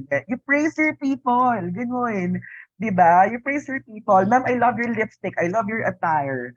Ang ganda mo ngayon. Because those simple words really matter to them. Because maybe in their family, hindi nila nare-receive yung mga ganun praises. But yung leader, yung dean ninyo, halimbawa ganun, who are praising you, it really means so much. And then whenever I assign tasks, say for example, emceeing or whatsoever, I always commend them, no? Ma'am Nikki, good job. I really like your hosting. Diba? Kahit minsan, alam mo, kinakabahan. But the fact na nag-effort yung tao, nag-agree, no? I always commend people. And I can see it in their eyes. Na parang sabi nila, Sir, thank you very much. That means so much to us. Kaya pag ganun, kapag alam mo yung tao mo, if you are investing to your people, you know, it's a smooth sailing journey for you. And, you know, I always use the word team, no? I do not actually see them as someone who is lower than me or something like that. But you know, kaya nga sa group chat namin, ang pangalan niya is Cast Power Team. It's a power team. I always use the word team. You are my teammate, no? Even yung mga secretary ko, yung mga layout artists, yung mga office personnel. I see them as a teammate rather than a co-worker, no? Because pag teammate, there is a bond between you and them that they are very essential, no? Hindi lang sa mga faculty mo, hindi lang sa office personnel, kahit sa mga utility workers, 'di ba? Yung mga janitor, kuya, good morning, 'di ba? Good morning, kuya. Oy, kuya, ang pogi mo ngayon, 'di ba? O parang si kuya ha, parang blooming today ha. Yung mga ganyan. Yung mga ganyan. O, kumusta na yung anak mo? Sabi niya, sir, ganyan, ganyan, ganyan. Sir, pwede ba mag-aral dito sa CSBC yung anak ko? Oo naman, sige na. Anong pangalan yan? Ianuhin natin yan sa guidance. Yung mga ganun. Tulungan natin yan, di ba? Ano bang requirements? Sir, kasi kulang pa kami sa wala pang pangbalukat ng Form 137 ba yun or whatsoever. Magkano ba yung 137 ng anak mo? Ako na magbayad. Mga ganun. Those simple details about my sabi, kuya, kasi alam mo yon, if they feel that they are valued, alam mo yon, their progress, yung productivity ng work nila mataas din. No? Wala akong sakit sa ulo, something like that. No, sabi niya, bakit yung dean namin ganun, di makausap and whatsoever. Something like that. Yon. So, those things really matter to your people. And not only for my teachers, no, sa mga estudyante ko din, sa mga estudyante ng CAS. Not only for CAS students, even for other departments. I really make them appreciated, valued, recognized. No? So, yon, tandaan yun ha. Engage and know your people. Third, hindi lang puro chika about your people, but kailangan din ng maayos na plano. No, so you have to plan, monitor, and assess. What's your vision in your college or in your institution? Ano bang gusto mong maging, 'di ba? So, say for example, nung umupo ako as the second year of the college, when I sat down to my chair, sabi ko, ang unang pumasok sa isip ko, what do I really want for my organization? What's my vision in the college or in the institution? So what do I want to achieve in the next few years? After few years ba, ano ba ang gusto ko sa CAS? 'Di ba? Ayan. Pwede po makahingi. Yes, of course. Don't worry, I will be sharing my presentation, walang problema. No? Plan, monitor, and assess. Kasi hindi lang, aside from the people, kailangan may plano ka. For the first year, anong gusto mong ma-achieve? For the second year, anong gusto mong ma-achieve for your organization? For the third year? For the fourth year? Kumbaga, you have to have this kind of branding to your college. So, napaka-importante ng pagpaplano. Pero dapat hindi lang siya puro plano. Kasi pag puro plano lang, eroplano lang yan. 'Di ba? Get ninyo? Puro plano, naging eroplano lang. So if you really plan for something, if you really plan to have this one, you have to monitor, you have to do something. 'Di ba? May mga OPCR targets tayo, may mga accreditation. So kailangan mong gumalaw. So sinong gagalaw nun? Siyempre yung tao mo. Kaya nga, we have to go back to number 2, to invest to your people. Kasi pag yung mga tao mo hindi gumagalaw, you will be left alone in your journey. Did you get it? 'Di ba? Kaya importante muna mag-invest ka sa tao mo. Kasi sila ang gagalaw niyan eh. Kayo, 'di ba? The workforce is very important. Kasi kapag hindi nila na-earn yung trust mo, no? Then definitely it's so hard for you to go on with your journey. So when you plan, you have to act. And when you act, you have to monitor. And after you monitor, halimbawa, after one, ano ba yung mga targets namin na achieve? Ba yung mga, are we heading into the right track? May kulang pa ba? No? So Sir Arlie, kaya bang achievable ba lahat ng mga targets for a certain year? No, hindi siya achievable as the leader. Pwede mo siyang gawing basis as your plan again for the second year. Then after that, kita mo yung progress doon, so and so forth. So sabi ko nga, after, if ever man, no, sabi ko, if maka 1 year ako as a college dean, sabi ko, gusto kong balikan. Ano ba yung plano ko dati? Tapos, ano yung mga na-achieve doon? Diba? You have to compare. You have to compare and contrast so that you will have a basis for your plan for the next year, for the next school year. Okay. Then, what else? Listen to your mentors. Totoo yun. Listen to your mentors. Huwag mong isipin na ikaw ang college dean, ikaw ang pinakamagaling sa lahat. No. Ako, I never see that. No? So, hindi ibig sabihin, ikaw ang designated for that. Ikaw na ang pinakamagaling, ikaw na ang pinakamaalam sa lahat na yon. No, I never put that in my head. No? Sabi ko, siguro may trust lang yung presidente namin, pero I am still learning no, on the process. So sabi ko, I still have to seek for mentors. Totoo yun.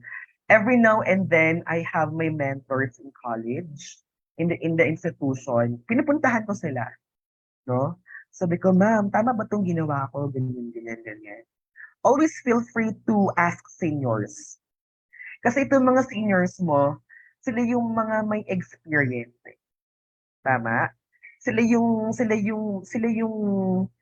na yung pinagtibay ng panahon.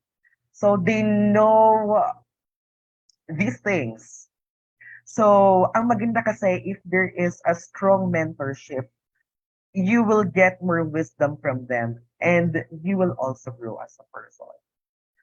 Ako ay ang ginagawa ko I hop in from one college to another college. Para ako nagbe-benchmarking din, no? From one college to college, no? Kinakausap ko sila. Sabi ko, din siya, how are you able to do this? 'Di ba? Yung college mo ang galing, 'di ba? Pa-Center of Development na, pa-Center of Excellence na yung IT programs mo. What do you do? Yung parang ganyan. Okay, may hiyang magtanong, 'di ba? You know, in a certain college institution, never treat other people as your competitor, no? Hence, you have to treat them as your teammate, no? Kasi anyway, you are working in one institution. Parang ang nasa isip ko, we are working under the banner of the Camarines or Polytechnic colleges. So hindi ako naghihiyang magtanong, no? Sabihin ko minsan, Dean, pwede ba ako pumunta sa office mo? 'Di ba? Alam na nila 'yan. So I ask them, no? I listen to them. If you really want to become a very good leader, you have to listen. No, you have to listen carefully. No, you have to listen to other people too.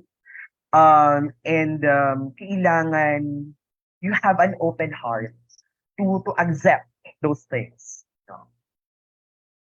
Then aside from that, bench learn. No? Bench learn from other departments or other institutions. No?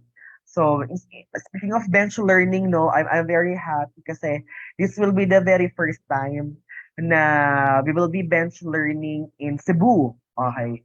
So tomorrow, actually, we are bound for Cebu. No, kaya nga sabi ko, ano ba yung talk ko? Ngayon ba yun o bukas? Sabi ko, hala, sana ako hindi Sunday. Ayun sabi ko, we will be going to Cebu. No, so ang ginawa namin, we will be bench learning from best universities in Cebu. No, we will be going to Cebu Normal University, Cebu Technological University, Recoletos, no, University of San Jose, Recoletos, UP Cebu, yon. So parang we will be going to 7 universities there. No, hindi lang para ang bench learning kasi ang iba kasi dito. Although kasama naman siya, no, ang lakbay-aral or bench learning ay hindi lang para to escape your responsibility. No, kasi minsan kasi ang nangyayari pag bench learning, no, gala, 'di ba? Hoy. Ibinabayaran tayo ng gobyerno. 'Di ba? 'Di ba? So, alam niyo yung ginawa ko. Ang ginawa namin 2 days ago, we had even an orientation from our former college professor. From our former SUC president, Dr. Dulce Achan. So I invited her regarding tips for a productive bench learning. And alam mo yon, dun sa talk ni Dr. Achan, ang ganda kasi she was able to integrate a lot of things, the purpose of bench learning. She even had given us tips ano ba ang magandang mechanisms for bench learning. She even taught us how to do journaling, no? Pag nagbe-bench learn ka pala, dapat everyday, meron kang parang journal, no? You write down all these best practices that you have acquired from the institutions. Then ipunin mo yon, no? And then you make a summary for that one. So that kapag nag-propose ka ng policy or action plan for your organization, that will be the basis. Diba? That will be the basis. No, ganun ang bench learning. Kaya nga from the word bench learn or benchmark, meaning yung mga best practices ng ibang universities. No, you will not copy, but you can adopt their best practices para yung college mo din or organization mo din, pwede mo siyang mai-replicate doon. No? So ang ganda nung nangyaring parang orientation sa amin ng aming former president ng college, no? And hindi lang siya from institutions. Pag sinabing bench learn, hindi lang siya sa ibang university. Yung ginagawa ko nga, totoo yun, I do bench learn from other departments, from other colleges, di ba? Like say for example, isa sa mga idol ko sa pagiging dean, no? Sa isang college na pinaka-idol ko din ay yung College of Computer Studies. Sabi ko, Dean Cha, sabi ko ang galing. Sabi ko, sorry. Ang galing ka ako ng IT program. Paano na? Pa-Center of Excellence na or pa-Center of Development. Anong ginawa nyo? 'Di ba? Never ever be hesitant to ask questions. Sabi niya, Dean Ard, ganito kasi yun. Dapat una pa lang ganyan gawin mo. Kung ipiprepare mo na yung sarili mo or yung program mo towards that. Hindi ibig sabihin kapag accreditation, sa kalaki yung kakapaan ng documents. Yun. So, totoo yun. That's one thing, no? When you do your accreditation, dapat every day should be an accreditation day. Tandaan nyo yun. Diba? Ano ba ang tawag sa DepEd na ganyan? Do you also have accreditation? Ano ba yun? SBM? Tama ba? Do you have your SBM yata sa yung parang accreditation din sa DepEd? So, mas maganda na ipiprepare mo yung institution mo for that. Wait lang, may nag-chat. Yes, SBM, yung ganyan. O, di ba? Aminin ninyo, di ba nung SBM ninyo, puyat na ang mga teachers, di ba? Puyat na yung mga teachers, di ba? Stressed na ang mga teachers, kakagawa ng mga reports, di ba? Nag-aaway-away na. Kasi yung mga ano ba tawag noon? Yung mga advisor, ano ba tawag doon? Parang accreditors din yata, pupunta na yung mga taga-division, ayan na, di pa tapos, di pa napaprint. Ayan, minsan Saturday, ayan, di ba? Nagkumahog na, di ba? Yung parang compromise na, ang taas na, inay-blood na si madam. Di ba? Yung principal, yung stress na and everything, doon na natutulog sa school. No? So, maybe we can recalibrate about that practices. Dapat simula pa lang, dapat ayusin nyo na. You delegate your team, di ba? Like say for example, if you're working in the DepEd, so dapat yung mga documents, kumbaga dapat guided na kayo ng instrument, di ba? Ito yung ipiprepare ninyo for this one, di ba? Yung mga class observations, enrollment, di ba? Tama ba? Enrollment rate, dropout rate, ano pa ba sa DepEd, no? Yung mga mechanisms or interventions, no, yung mga faculty profile, dapat in place na siya. Kasi kapag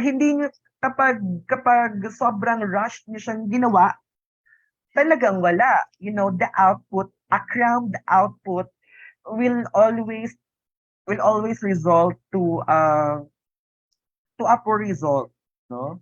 So I don't know if some institutions here are ISO certified. Pag ISO ka, dapat yung working process mo dapat klarado yan, di ba?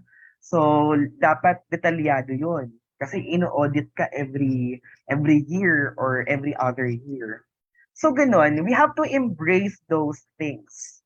We have to embrace those things in our life as a teacher or as a leader kasi kasama na siya. 'Di ba? It's part of our job. It's already part of our job. So rather than complain, then just embrace it, no? Embrace it. You have to start it early, no? Kaya nga po pumasok ako sa DepEd ginagawan kong reports nung wala pa ako sa sabi ko ka-graduate ko pa lang po ng year na yan, embrace everything. Totoo yun. So kailangan dapat din as a leader, you have to delegate your tasks to your subordinates, to your teammates.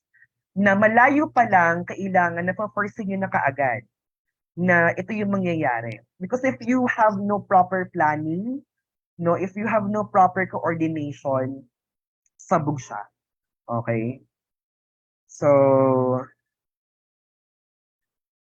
next, communication is the key. Totoo yun.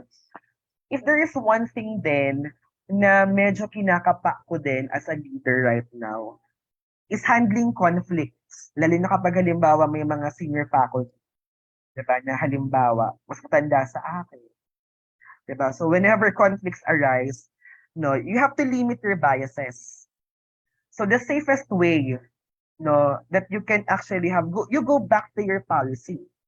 So kapag halimbawa may nag-aaway-away na dyan na teacher, nireklamo ni teacher A, teacher B, diba? Nagkakasabunutan na silang dalawa dyan, diba? So you will serve as the mediator. Kailangan you should be impartial to that. Dapat wala kang pinapanigan, no? So the safest way that you can actually have, you go back to your policy. You have to listen to both sides. Huwag mo sabihin na, uy, ikaw, Ma'am Jessa, ikaw talaga yung tama. Diba? Ikaw kasi naging teacher na to, masyadong chismosa. Sige, ano mo na yan. No, hindi dapat ganoon. You have to, kasi ikaw yung nanay or tatay ng na institution, kailangan, although alam mo naman kung sino ang tama at mali, magigauge mo siya. But impartiality is very important there. So that you will never go wrong, you have to go back to your policies. No, saan siya nagkamali? Saan talagang nagkamali? O kung nagkamali, anong gagawin mo? Okay? So communication is the key. Kasi sometimes, itong mga away-away na to, minsan, it's just a product of misunderstanding. No? Kaya nga napaka-importante rin, di ba, sa isang organization that we do team building, di ba? Team building activity, di ba? May isa nga nag-suggest sa amin, which I will also be implementing this year. Alam mo yun, yung recollection, di ba? A recollection or a retreat to your teachers. That's actually one of the best practices din ng ibang mga universities. Ang recollection or retreat na yan, hindi lang yung sa mga estudyante. Dapat mga teachers din, nag-retreat, di ba? Recollection, di ba? Para yung mga puso nilang punong-puno ng galit. Di ba? Mabawasan man yan, di ba? Kasi you never know eh. Hindi mo alam na si ganito pala may grudge siya kay ganito. And these things are very inevitable. But somehow, if may mga itong team building activities that you have, invest to that, mga retreat or recollection, at least the sentiments of one person to another, at least will be aired out. Diba? Ang ganda pag may mga ganong activity. And as much as possible, kung kaya mong isettle sa department mo or sa level mo pa lang, no, gawin mo. Totoo yun. That's one lesson that I was able to have, no? Kung kaya mo naman sa department mo isettle, no, gawin mo yung lahat na makakaya mo. But again, you do not have a control to everything. Diba? May mga kanya-kanya silang prinsipyo. They have a kanya-kanya silang pananaw, ideologies. Lalo na kapag halimbawa may lamat na yung mga ganitong may mga factions na mga teachers and whatsoever. At least on your part, may ginawa ka. Before man siyang mag-step up, mag-escalate to the next level, halimbawa sa division level or the university level, may ginawa kang mechanisms for your department. Importante yun. No? Next, encourage feedback from the team. Totoo yun. May mga leader kasi na takot sila sa feedback and they are taking it negatively. As a leader, you have to accept constructive criticisms. Ako sabi ko sa power team, no, sabi ko ang tawag ko kasi sa mga colleagues, kasangga, no? Because from the word cast, no? Kasangga, yun. Team kasangga, sabi ko sa kanila, if you have some suggestions or whatever, provide me a feedback. Provide me something, no? So that pwede ko siyang mai-work out.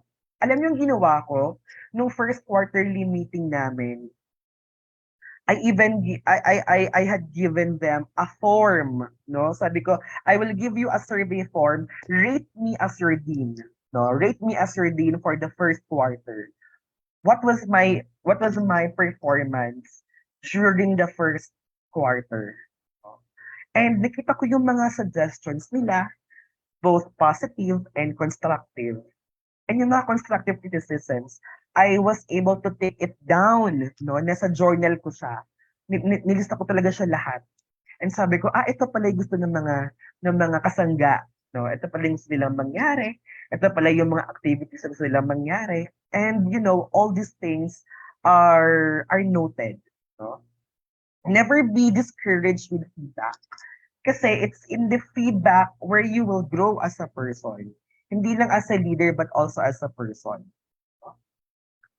So, it's good if you're equipped with theoretical foundations, but sometimes there is no single strategy to managing an organization. Yung parang wala talaga yung concept na one size fits all, diba? Parang sabi ko, I finished, my first doctorate was educational management.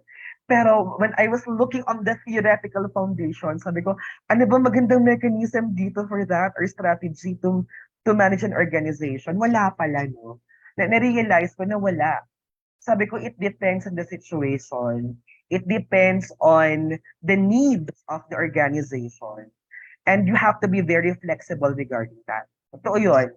Kumbaga, yung mga pinag-aaralan niyo sa masters, no, sa doctorate, whatsoever, these are theoretical evidence. Totoo yun. Magagamit din naman talaga yun.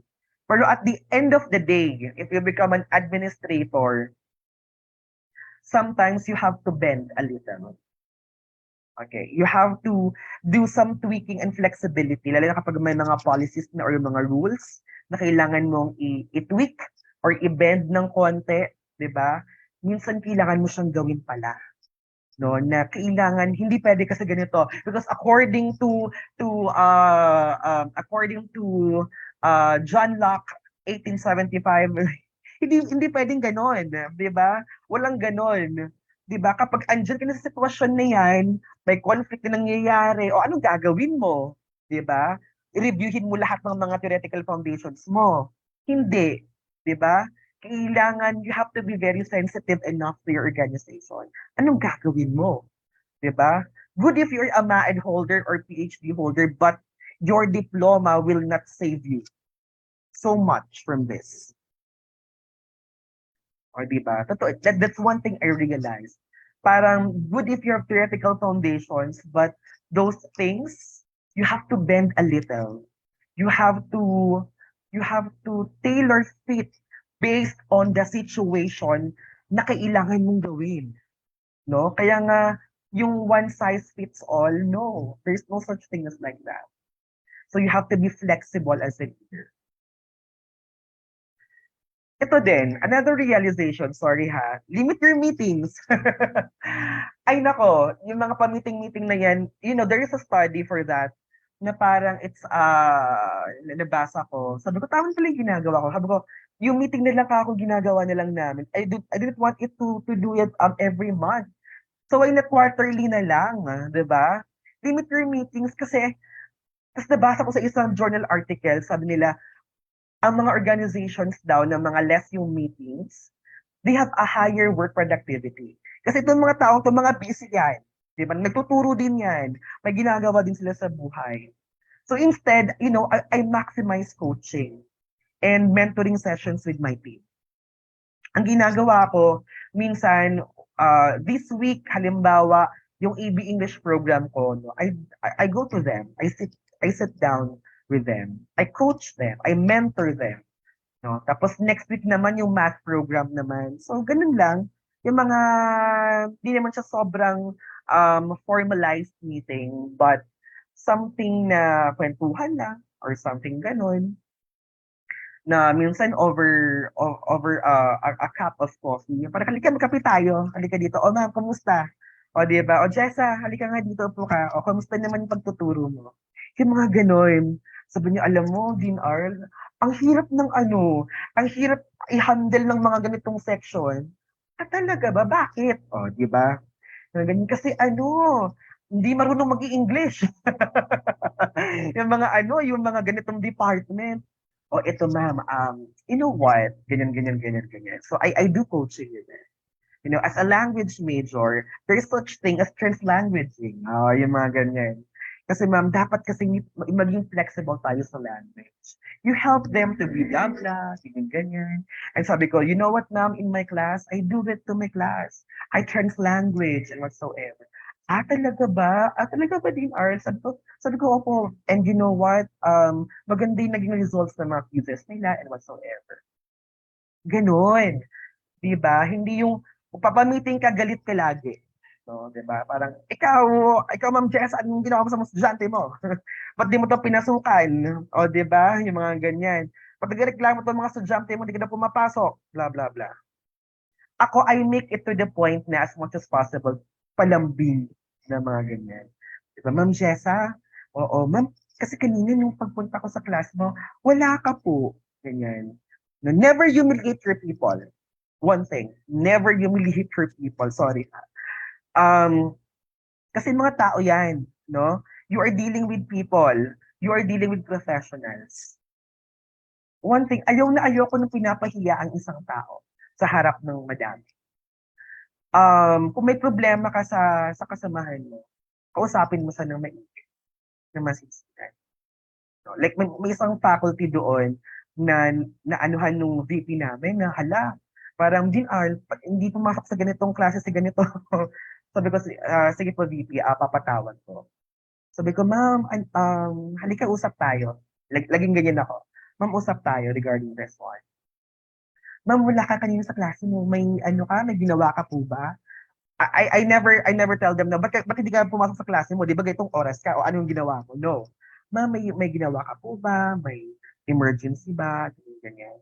Sabi niya, po, din pasensya na kasi naka-independent learning studies silang yun.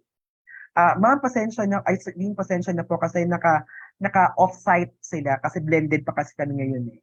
Something like that. Okay. Sabi ko, sige ma'am, take note ko na lang para alam ko din ang masabi ko dun sa PVPA. Something like that. You maximize coaching and mentoring sessions with your team. No? So, mas maganda yon kaysa yung laging pa-meeting, every week meeting, no?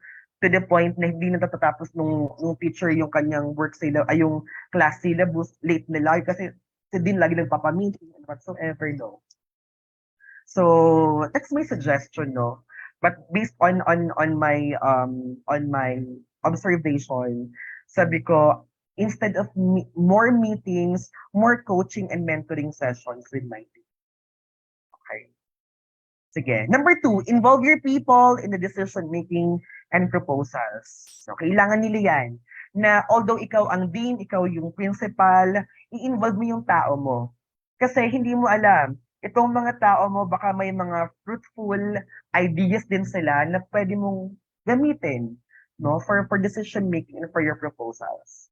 Ang mga tao natin, magagaling yan, no?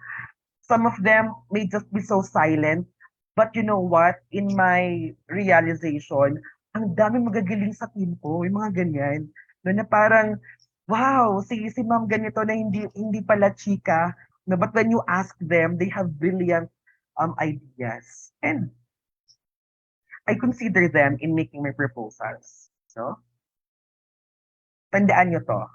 Positions are temporary. Yun. But respect lasts forever. Kasi hindi naman habang buhay, you will be the dean of the College of Art and Science. Not for 1 year or for quite some time, you will be replaced. People will be replaced. 'di ba? So kumbaga, anong gusto mong trademark na gusto mong maranasan ng mga tao sa'yo? Anong gusto mong trademark na tumatak sa tao sa'yo? Ikaw ba yung gusto mo na tao na someone na parang unreachable, strict, parang stress kang leader? Or gusto mo ba ikaw yung tao na marunong makinig? Ikaw yung leader na may puso for that. Kasi even though you are already not in the position, yung respeto ng mga kasama mo, it will stay forever. Diba? A very good example was our former president. No?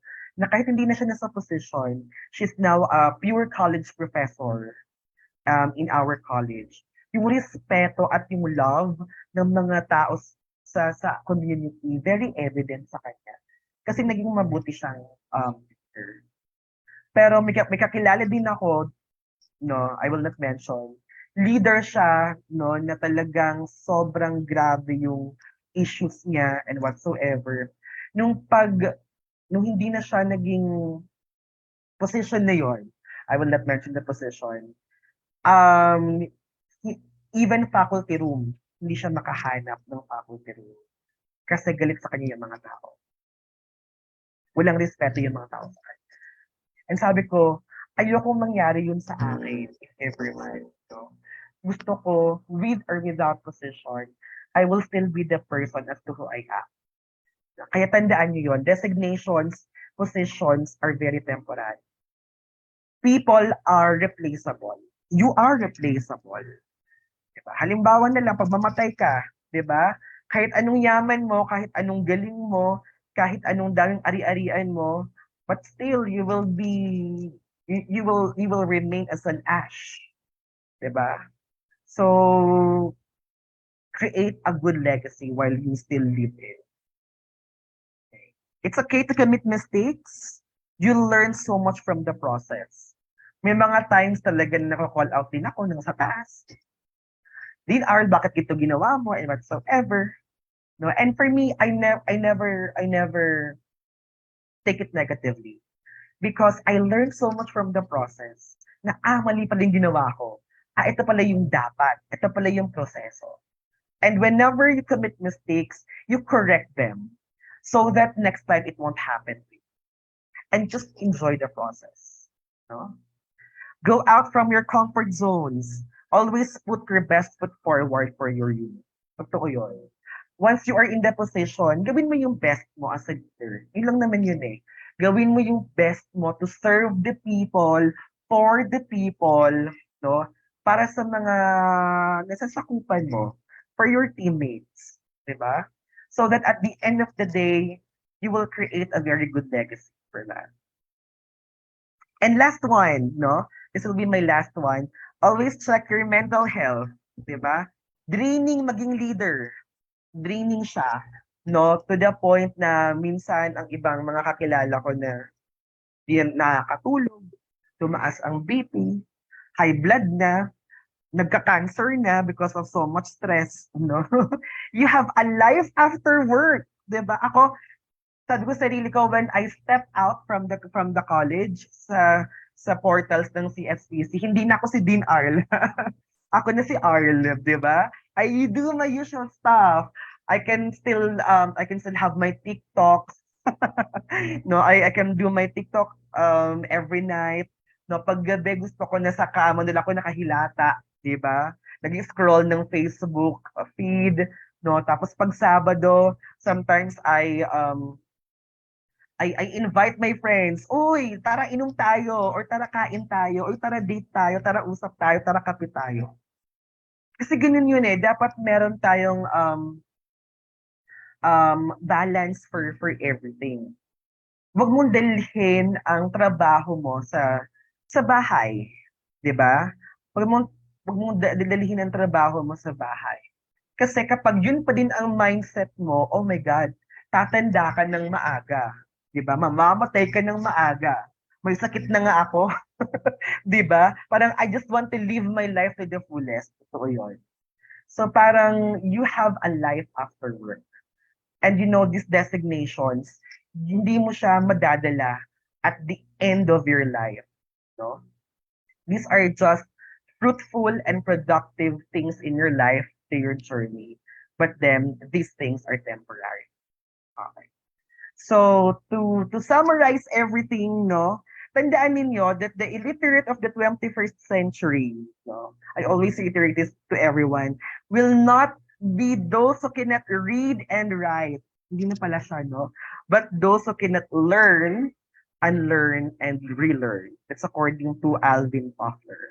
No, na parang kahit sino ka pa, kahit presidente ka ng Pilipinas, no, kahit ano ka pa ang position mo, kahit 5 na ang PhDs mo, no, never forget to learn, relearn, and unlearn. And you know what? As my journey as, you know, as a dean, as a friend, as a colleague, as a son, no, I'm always learning, relearning, and unlearning things.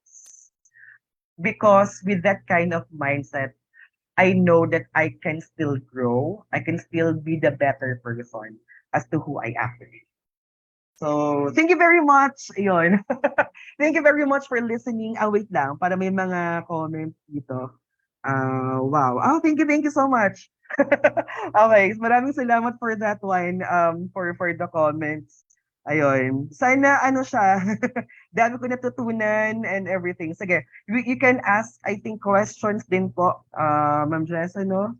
Ay, tama ba? Si Ma'am Jessa ba ang ating MC? Kasi siya lang yung naka-on yung... Thank you, Ayun. thank you so much, Dr. Marlon Puntillas, for a very meaningful discussion you gave. We are truly inspired from your experiences as a leader, sir, and we thirst for that kind of a leader who is patient, supportive, and kind, and who will be able to know his people and establish connection and harmonious relationship among teams. And there is truly unfortunate things that our profession or these positions may harbor.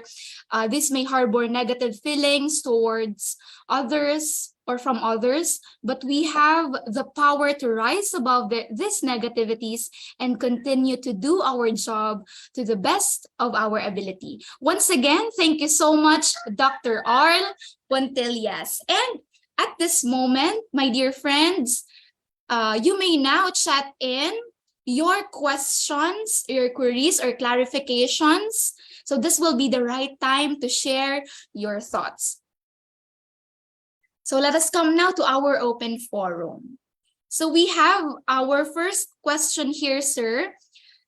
The Yes po. first question is, what are your thoughts, sir, in or about shared leadership?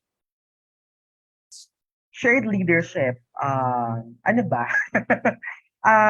Does it mean na parang, say for example, as an academic team, parang, yeah, ganun, for me kasi, I may be a leader of the college, but I also treat my colleagues as a leader as well. Yun. So I believe into that one, na parang, kaya nga 'di ba sabi ko, hindi ako naniniwala that hindi ko iniisip sa sarili ko na parang they are subordinates or they are just my teachers. Kasi sabi ko, everyone is a leader of their own, 'di ba?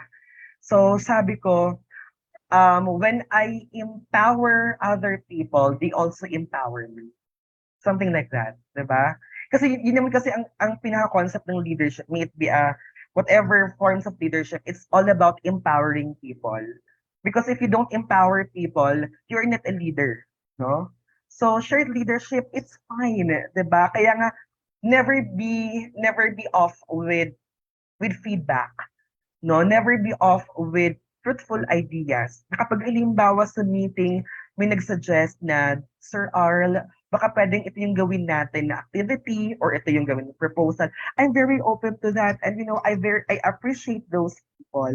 Kasi sabi ko, wow. Sabi ko, itong mga taong to na akala ko tatahimik lang, they have fruitful ideas to that. And yes, I do agree with that. Ayan. Thank you, sir, for sharing. Totoo yun. Kasi, sabi ko sa sarili ko, sa kanila, you know what, in the next few years or few months, di ko alam, depende. Sabi ko, these people, kayo mismo, kayo naman ang susunod sa akin. 'Di ba? So, sabi ko, after my stint as a leader, some of you here, some of the potentials here will also be replacing me as the next dean of the College of Arts and Sciences. Kaya, you know, when I empower these people, nakikita ko yung mga potentials din nila. Din ko na realize na, wow, ang galing niya sa ganito. This teacher of mine is very good in planning. This one is very good in organizing. This one is very good in execution. This one is about, ang dami ko na-discover about this one. And I'm very happy, me as a leader creating other leaders. Ganun dapat eh. As a leader, you have to train and to create other leaders, not just mere followers. So for that one, for shared leadership, no? Kasi again, shared leadership is a concept of being in a team. Kailangan nasa team kayo, no? So pag nasa team kayo, the leadership, the shared leadership experiences, napakaganda, napakagaan. Compare some, you know, the barrier always na, ay, nakakahiya kay Dean kasi ganito. But if there is always an open communication, if you're just open for everything, then the journey of your department, of your college, will be smooth sailing. Good one. Thank you so much, Dr. Marlon Pontillas. And we also have our next question, sir. Here you go. As a leader, how can you support and improve the productivity of teachers who are experiencing a decrease in performance? Decrease in performance, yung parang productivity, no? We have here, may nilalaunch akong program ngayon. Ang tawag nun ay cascades, no? From the word cast. Madami namin na malalakas, kasangga, kasurog, lahat ng mga namin, no? So we have this kind of program which is cascades, no? Kahapon, just to give you an idea, we have this kind of mentoring lecture series. No, so I invited our former VPAA, who is a Professor 1 in the college. He talked about his journey about professorship. No? So, tinuruan niya, nagbigay siya ng kanyang tips regarding what are the documents to prepare, if you want to become a professor, ano yung mga guidelines, ano yung kailangan ng mga instructor, no? Na para i-prepare towards that one. And you know what? I really love the response of the crowd or of my teammates, no? Yung mga kasangga namin na participants. Because doon nila na-realize, ganun pala. Ito pala yung hahandaan namin. Kailangan pala namin ng research. Kailangan pala namin mag-extension. Kailangan namin magtapos ng doctorate na align sa field of specialty. Ganun, mga ganun. Tapos ako naman, I talked about my journey towards paper publication. Sabi ko, ito yung mga referee journals na pwede nyo i-publish and whatsoever. So I am starting to connect or to establish a very good mentoring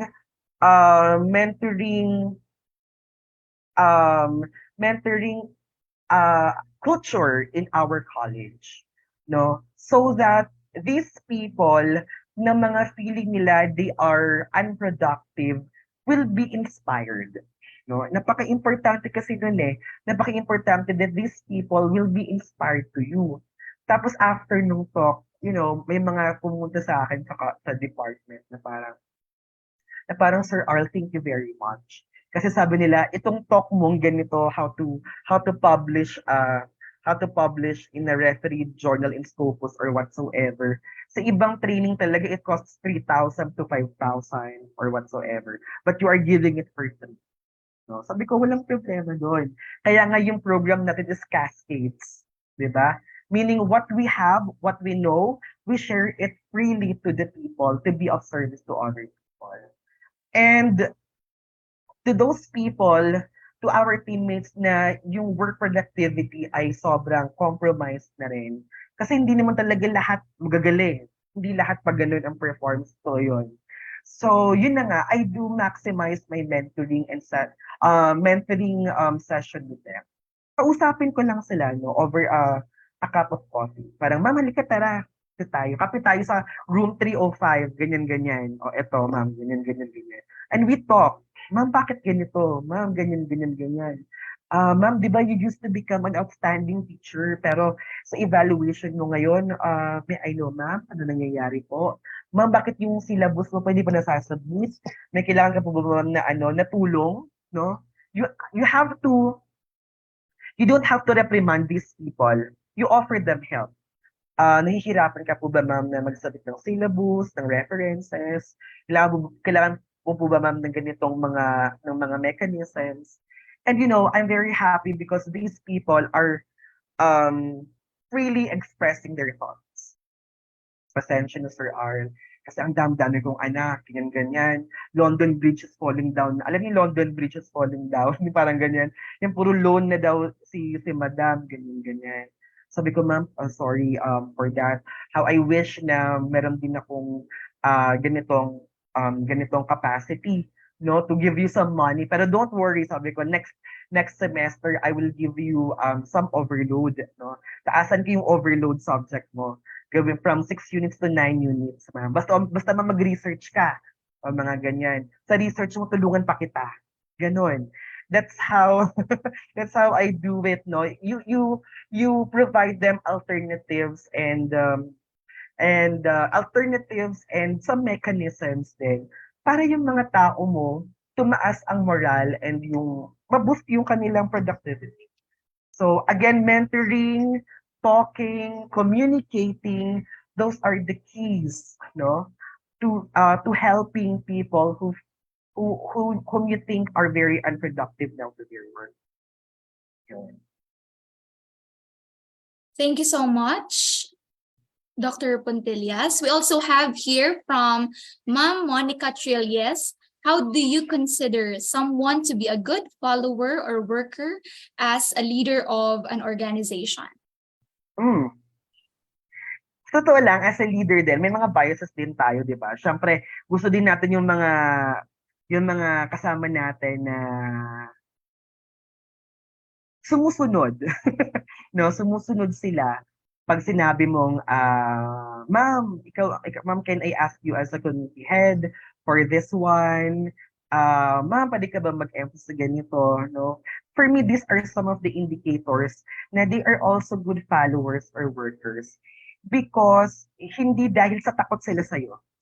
It's because pinagkakatiwalaan kanila sa tiwalang binibigay mo sa kanila. Nag-get niyo yung concept? Yun eh. Pinagkakatiwalaan kanila sa tiwalang binibigay mo sa kanila. And for me, that's a good indicator of becoming a follower. Na sometimes these people of mine na medyo nararamdaman ko din minsan na parang napapagod na rin sila or whatsoever, na parang na hesitant sila. But the fact na nafe-feel nila na nagtitiwala ako sa kanila, na parang it's never hard for them to say yes and to agree with the task that I am given to them. And you know what? Ang sinasabi ko lagi, I always rationalize the task that I'm giving to them. Sabi ko, ma'am, I am tapping you as a speaker for our extension. Not because wala na kaming choice. Sabi ko, ma'am, kasi naniniwala ako na magaling ka. You are the right person to speak that to the community. You are the right person na makakapag-cascade ng ganitong information sa community. Know what? And sabi ko, ma'am, tsaka ma'am, sa NBC points natin, no, kailangan talaga yan. Yung mga ganon. Sabi niya, talaga ba? Oo, yung mga ganyan, kailangan natin yan. Kaya, ito ipunin mo yung certificate mo, yung attendance natin. Ganon. I am leading them to become a good follower, but also for themselves. Sabi ko, ma'am, magagamit mo yan, kaya kailangan ipunin mo siya ng maayos. So for me, that's one of the indicators of becoming a good follower. Those people, people who are brave souls, those people who are not afraid to say yes to whatever task that they give.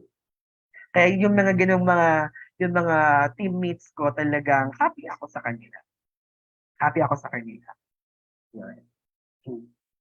Thank you so much once again, Sir Marlon. We also have questions from our participants. We have, it is true that we cannot please everybody. What do you think is the right attitude on handling those people? How should we manage toxic employees or toxic office mates? Yeah. So far, sa akin naman, hindi ko naman siya na-feel, no? Na parang someone is always making kontra or whatsoever. No. Ay, meron pala. Sorry pala. May isang tao pala. Pero hindi naman siya very, very toxic para sa akin to the point. Ang ginawa ko, I make lambing to the person. We sat down together. Parang sabi ko, sir, tara mag-ano tayo. Sir, can I go to your office? So, pinag-usapan namin regarding that one, that kind of matter. Sir, I noticed na ganyan, blah, blah, blah. Sige nga, sir, I also want to listen from you. Ganun yung dapat. So, dapat marunong ka rin makinig. Kasi, baka meron silang ideas or fruitful ideas na baka hindi mo rin naiisip. Tapos parang feeling nila is nabablock mo siya. So, all you have to do is to communicate with them. I remember one time, one of my colleagues, parang nangyari yon. Tapos, you know, we are laughing together kasi former professor ko siya. Former professor ko siya. No, so parang we are laughing together, we are reminiscing our college days and whatsoever. And until now, nung nangyayari yung pag-uusap namin na kaming dalawa lang, I'm very happy kasi, alam mo yun, sobrang supportive niya sa akin and whatsoever. Ganun lang. Those people na mga feeling mo kontrabida sa'yo, they are not really kontrabidas for some reasons. Kailangan mo lang silang kausapin. Kailangan mo lang sa kanilang makinig, no, regarding that one. Kasi baka sa sarili mo din as a leader, baka meron ka din na hindi nagawa. Baka meron ka din na kailangan mong improve. And maybe they have fruitful ideas that you can employ to yourself and for the organization. Just listen to them. Invite them over a cup of coffee, no, make it very informal, no, yung parang ano lang, yung parang usap lang, ate-ate, no? Kung mo sabihin na, oh, Mr. Ganyan-ganyan, please come to my office because you are keep on complaining about that. No. Sabi ko lang, sir, nasaan ka po? Nasa office ka po? Mga ganyan. I always use politeness markers, no? In linguistics, no? I love politeness markers. Kahit mas matanda or mas bata siya sa akin. I always use po and opo, no? So, sir, nasa office ka po ba? Sir, can I go to your office po? Sabi niya, sige po. So, usapan namin regarding that matter. Ganun lang yun. Kailangan mo lang silang intindihin. Kailangan mo lang you have to have an open mind for these people. Because totoo yun, you cannot please everyone. Not everyone will really like you. Pero ang challenge doon, how will they like you this time? So you talk to them, you communicate to them, you listen to them.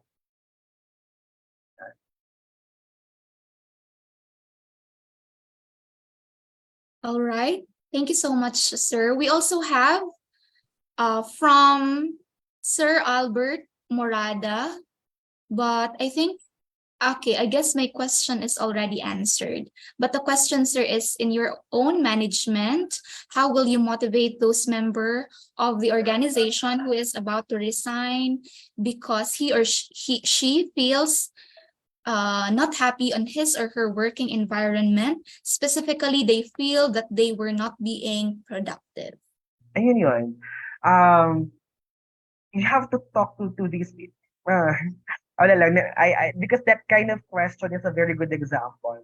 No, I have one faculty na nag-resign talaga because of mental health issue. Talagang kinausap ko siya regarding that one. Noong una nga, very ano pa siya, kasi daw parang napapagod siya, ganyan. But until I was able to find out in our conversation na her mental health is already compromised to the point na yung work productivity niya hindi na kaya. Kaya nga sabi ko sa inyo, di ba, sa slide, you have to check your mental health. Okay ka pa ba? Are you still, do you still have the sanity all throughout? Di ba? Sabi ko, I even offered my colleague, no? Sabi ko, ma'am, gusto mo ba ng ano, na ipakausap ko to sa guidance counselor natin, and whatsoever. Tapos sabi niya, sir, no po, I'm already having my medications, whatsoever. And then sabi ko, ma'am, what do you want? And sabi niya, sir, I really need to rest at this time. And you have to respect that decision. No? Huwag mong sabihin na, ay, hindi ma'am, kaya mo yan. Naku, mental health lang yan. No. No, never invalidate someone's feeling. No, huwag mong sabihin na ito, etos ka lang ma'am, hindi kaya mo yan. Sayang ng position sa government. Naku ma'am, sayang. No. No. Kasi sabi ko, for me, number one thing, I always value the mental health of my people. Kasi kapag ang mental health kasi talaga natin mag-bar down talaga siya, really affects everything. Tama? Even now in the now normal, no? Even after pandemic, sobrang daming issues regarding that. So kinausap ko siya. Sabi ko, ma'am, ikaw po, I already provided you some mechanism, some help, na ganito, pero what do you want? Sabi niya, sir, I think I need to rest. Hence, I would like to resign for that. And I respect the decision. No? I respect the decision of my colleague. Sabi ko, ma'am, sayang, kasi magaling ka talaga. So, sabi ko, ma'am, if ever na okay ka na, then you may still want to consider applying in our institution because I really value you. I can see your potentials. I can see that you are one of the gems of the college. So sabi niya, sir, thank you very much. Thank you for seeing the goodness in me. Thank you for seeing my value in the organization. Ganun. Kaya nga sabi ko, never forget to invest and trust your people. Yun. May mga ganong case talaga. So the last thing or the last resort, kung talagang kailangan niya nang umalis because he or she feels unproductive, then you have to respect the decision. Ganun naman talaga. Not people will always stay. People come and go. Diba? People always come and go. And these things are very inevitable in an organization. Thank you so much, Sir Marlon. I think we already catered all of the questions posted in our chat box. Are there any other additional questions? Okay, so I think that's the last question, sir, that we catered earlier. Thank you so much. Thank you very much once again, Dr. Marlon Puntillas. I also have Sir Cousins and former students who are now studying in CSPC, and they always say and attest that you are an effective leader. Oh, wow, thank you. Thank you so much once again, sir.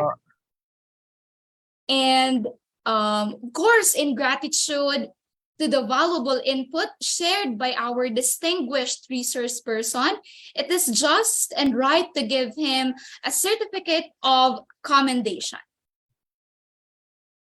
Allow me to read a citation. Republic of the Philippines, Bicol University Open University, in cooperation with Bicol University Extension Management Division, Daraga Albay. The certificate of commendation is given to Dr. Marlon S. Puntillas in grateful acknowledgement and sincere appreciation for the valuable service rendered as resource speaker for this session, becoming the leader people want to work for during the webinar series entitled International Webinar on Redesigning Leadership and Educational Technology in an Outcome-Based and Inclusive Education, held on May 6, 2023 via Zoom or Facebook Live, given the 6th day of May 2023 at Bicol University Open University, Daraga Albay, Philippines. Signed, Dr. Roldan C. Cabilis, the Program Advisor of the MangEd OU. Signed, Dr. Melinda de Guzman, the Program Advisor of the MyLM and EDDLM OU.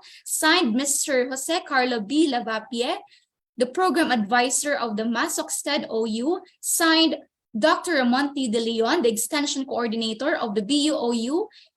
And Dr. Emily M. Agonos, the Academic Program Coordinator of the BUOU, signed Dr.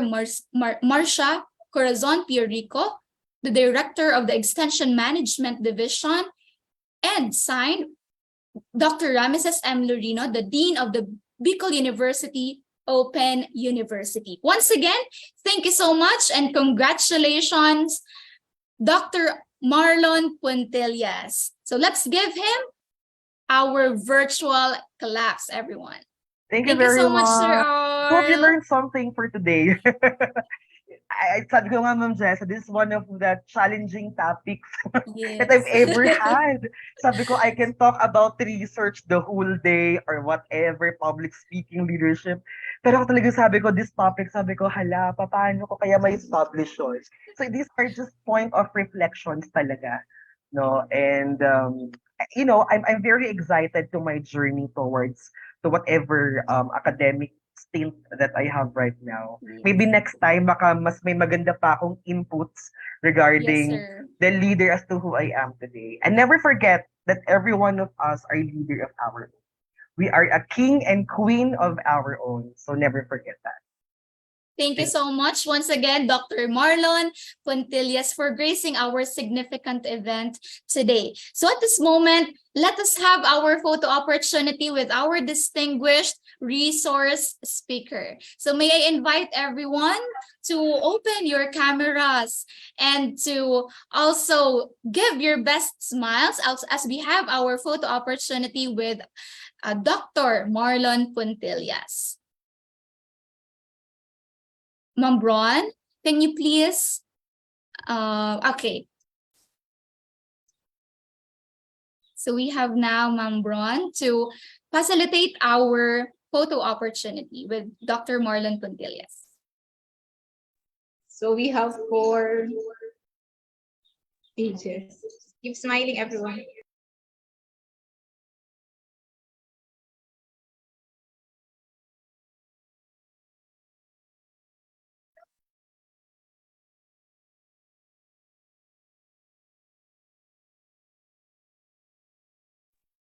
Done po. Thank you so much po, everyone. Okay, it's a wrap, my dear friends. And congratulations and thank you very much again, Dr. Marlon Puentellas. So for our participants, so please note that the certificates will be sent via email to the email addresses you used to register for the webinar. Just please be reminded to register for our registration form and the evaluation form posted in our chat box. So you may now register and fill out the forms that we have posted in our chat box once again. And of course, congratulations to our dear speakers, distinguished speakers for today's event. We have Dr. John Jefferson Velasco, and of course, Dr. Marlon Puentellas. And of course, let me also pay congratulations to our organizers. We have the EDDLM Society, the MyLM Student Organization, the Guild of English Master Students of Maying Ed, and we also have the professor counterparts. We have Dr. Melinda de Guzman for Doctor of Education and Educational Leadership and Management, and Master of Arts in Educational Leadership and Management. We also have Professor JC Lavapie from MasocStud or Master of Arts in Social Studies Education, and Dr. Roldan Cabiles for Maying Ed or Master of Arts in English Education. So thank you so much, dear speakers, our organizers and participants for joining us in this significant endeavor. We appreciate your contributions and look forward to seeing the positive impact that you will make in the field of education. Thank you so much, everyone, and may God bless us.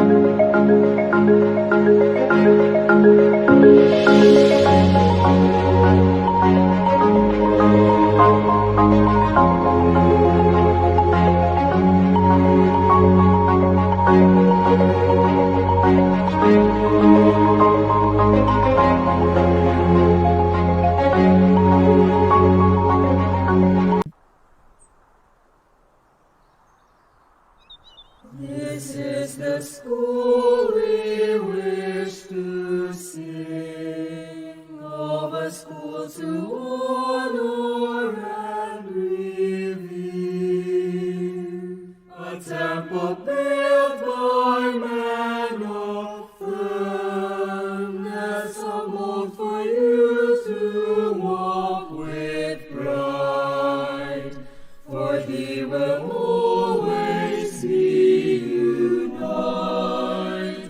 although we tread on distant lands.